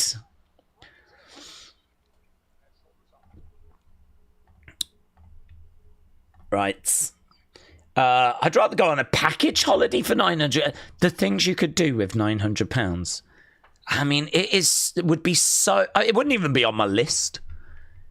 If someone's like, here's £900, what are you going to do with it? Buying Dior trainers and a Louis Vuitton man bag. It's honestly... Edward is so endlessly entertaining. Everything he does is just so entertaining. I don't know how he does it. Every comment he makes... the guy bought a signed picture, which I showed in Unseen. You'd never guess who he got a signed picture of.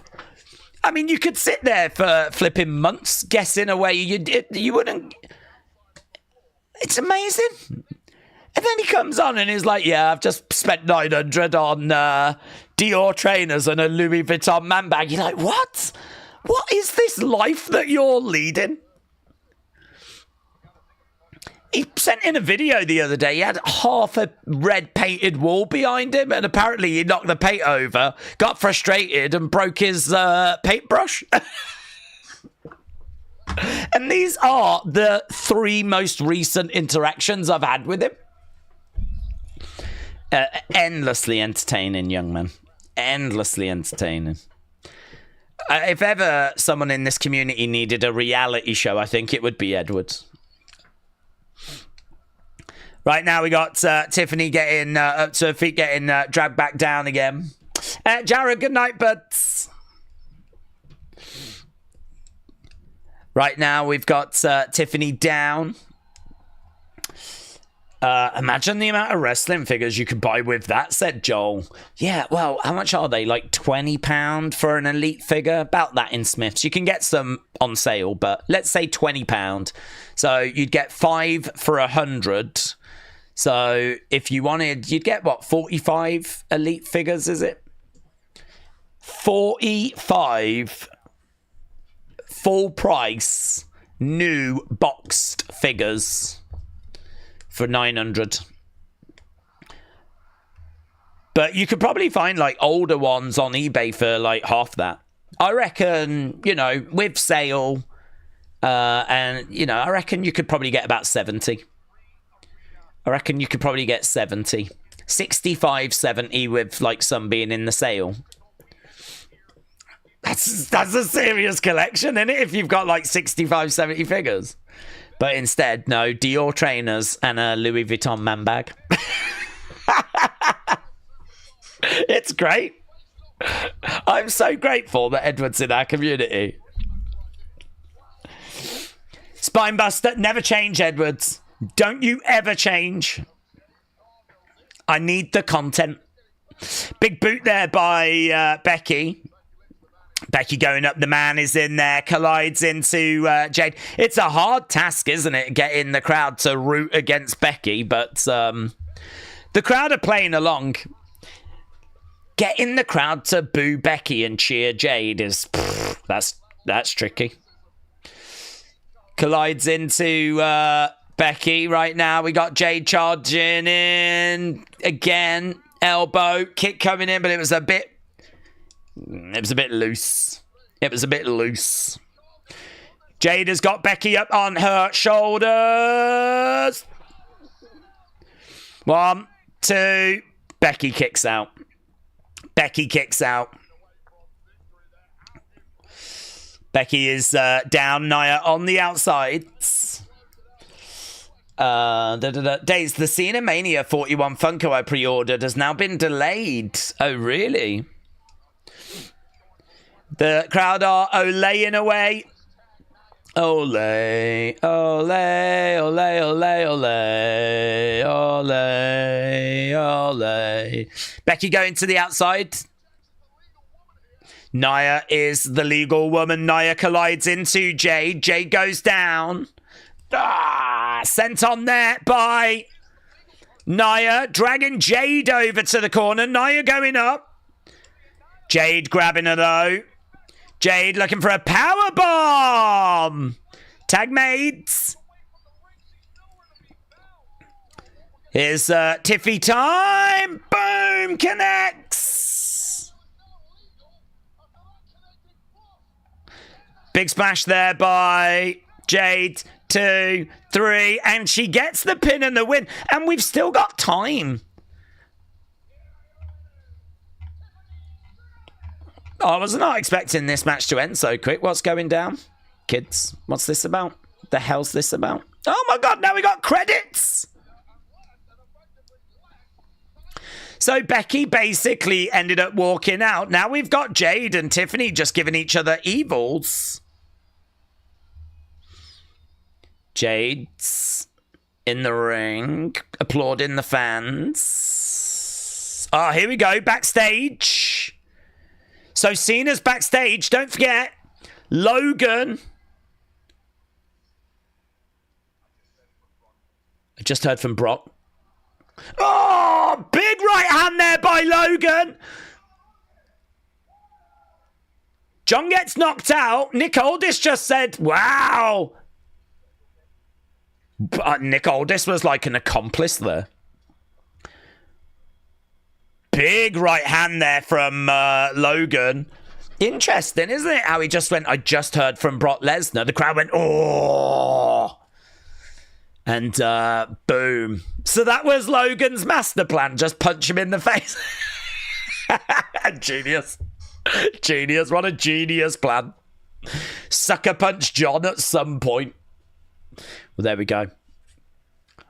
Interesting though. Certainly that promo from John earlier has got me a lot more excited for that match at Clash. But I couldn't give a flip about it before, but I'm a lot more into it after that promo earlier.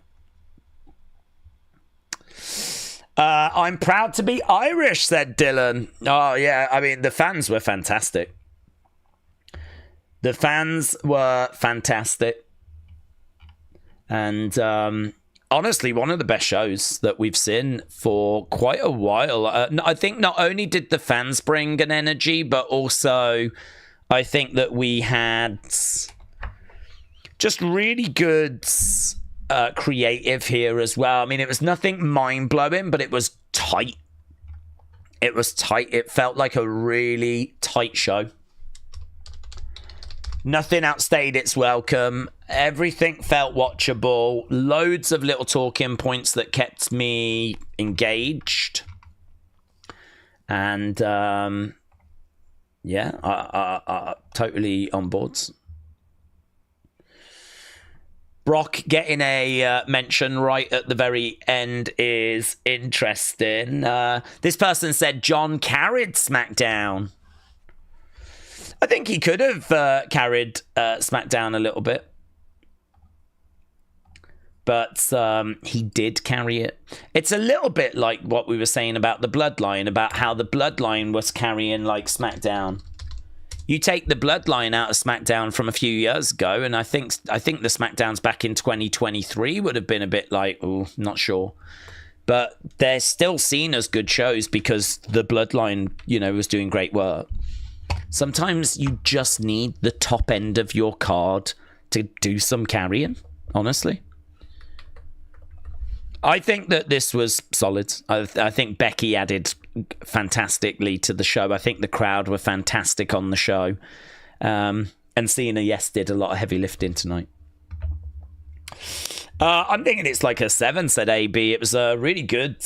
Well, listen, I've got to watch it. I've got to watch this show again, and I am honestly looking forward to it. I cannot wait to watch the John Cena promo again.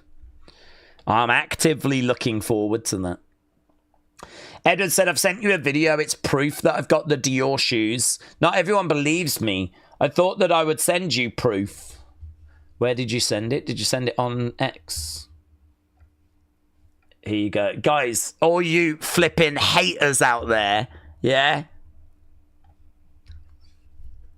Daze, I'm about to show you these. Right. They were £900. These were £900. Those were just about £900. £800 odd I paid for them. You can even look them up. I've worn them and everything. Nights out. The lot. I've even got Louis Vuitton shoes as well. And I've got a man bag, but that's downstairs.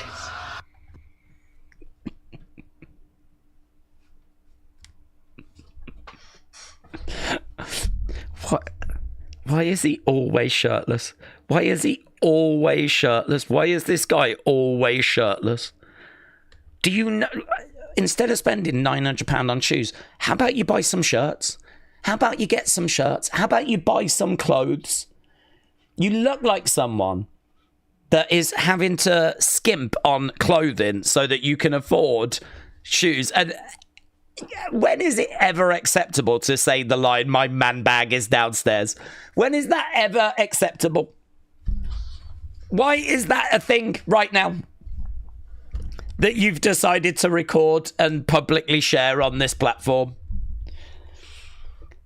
And you said you spent $900 on the shoes and the Louis Vuitton. I thought the shoes were like, say, $450, $500, and the Louis Vuitton bag would be $500, right? Something like that, right?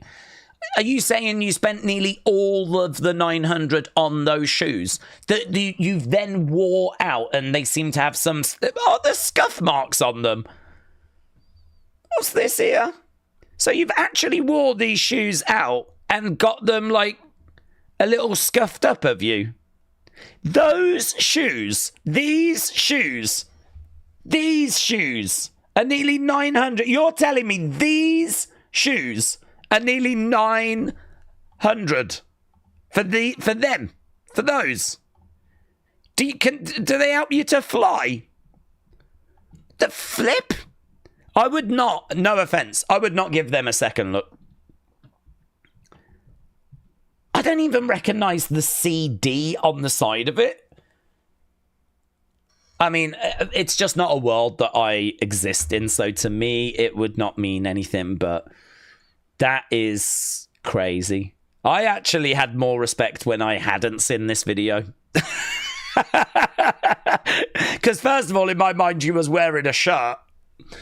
Second of all, I didn't realise you'd spent all the money on these shoes. That's, I don't know, man. If you like them, you like them. But the line, my man bag is downstairs, is pretty crazy to me. That is pretty crazy to me. But Edward, you just continue to provide. You are just an endless source of entertainment for this community. I appreciate you. Yeah. I don't appreciate your shoes, but I appreciate you. I don't appreciate the fact you're always flipping naked. But I appreciate you.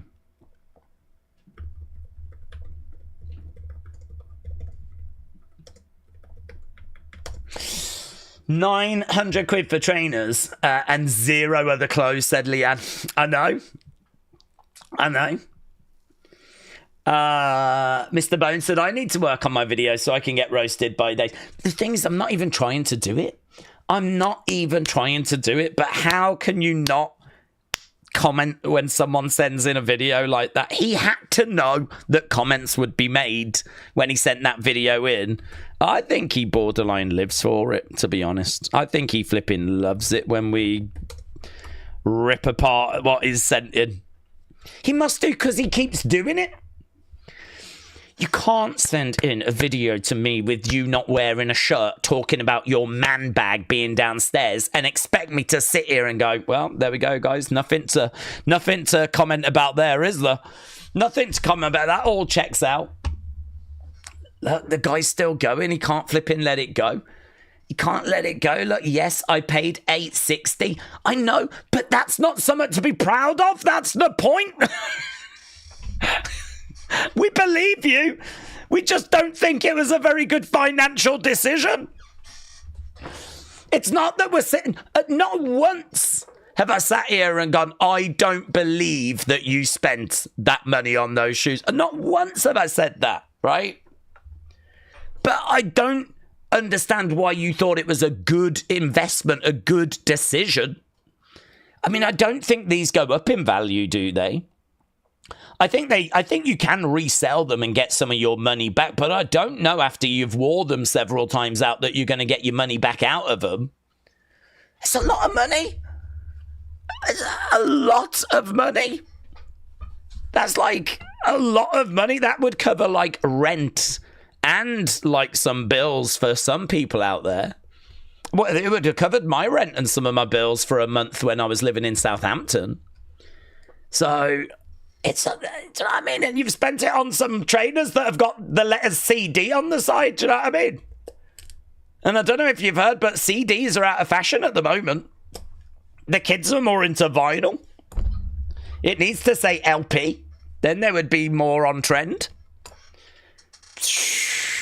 860. I mean, actually sending this in as evidence. Like, no, guys, I did, honestly.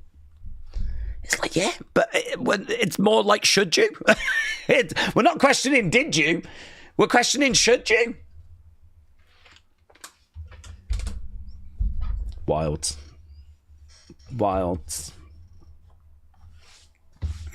I'm pleased that you are in such a strong financial position. Let's put it that way.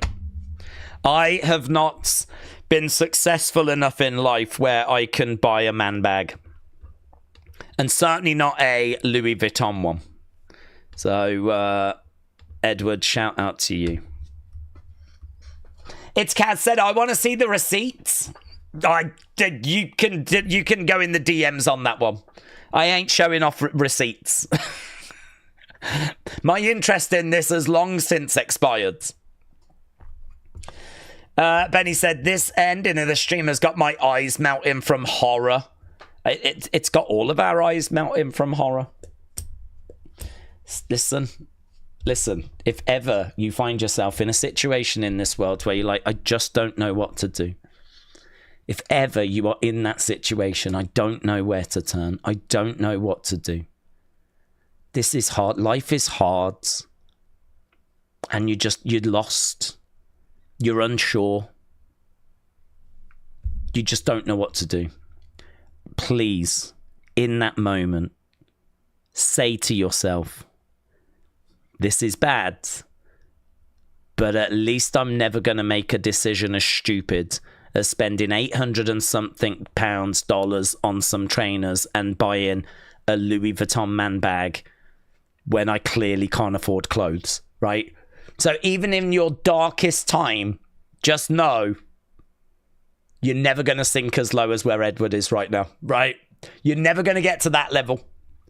And hopefully out of this disaster that we've both all lived through right here, we can bring some positivity.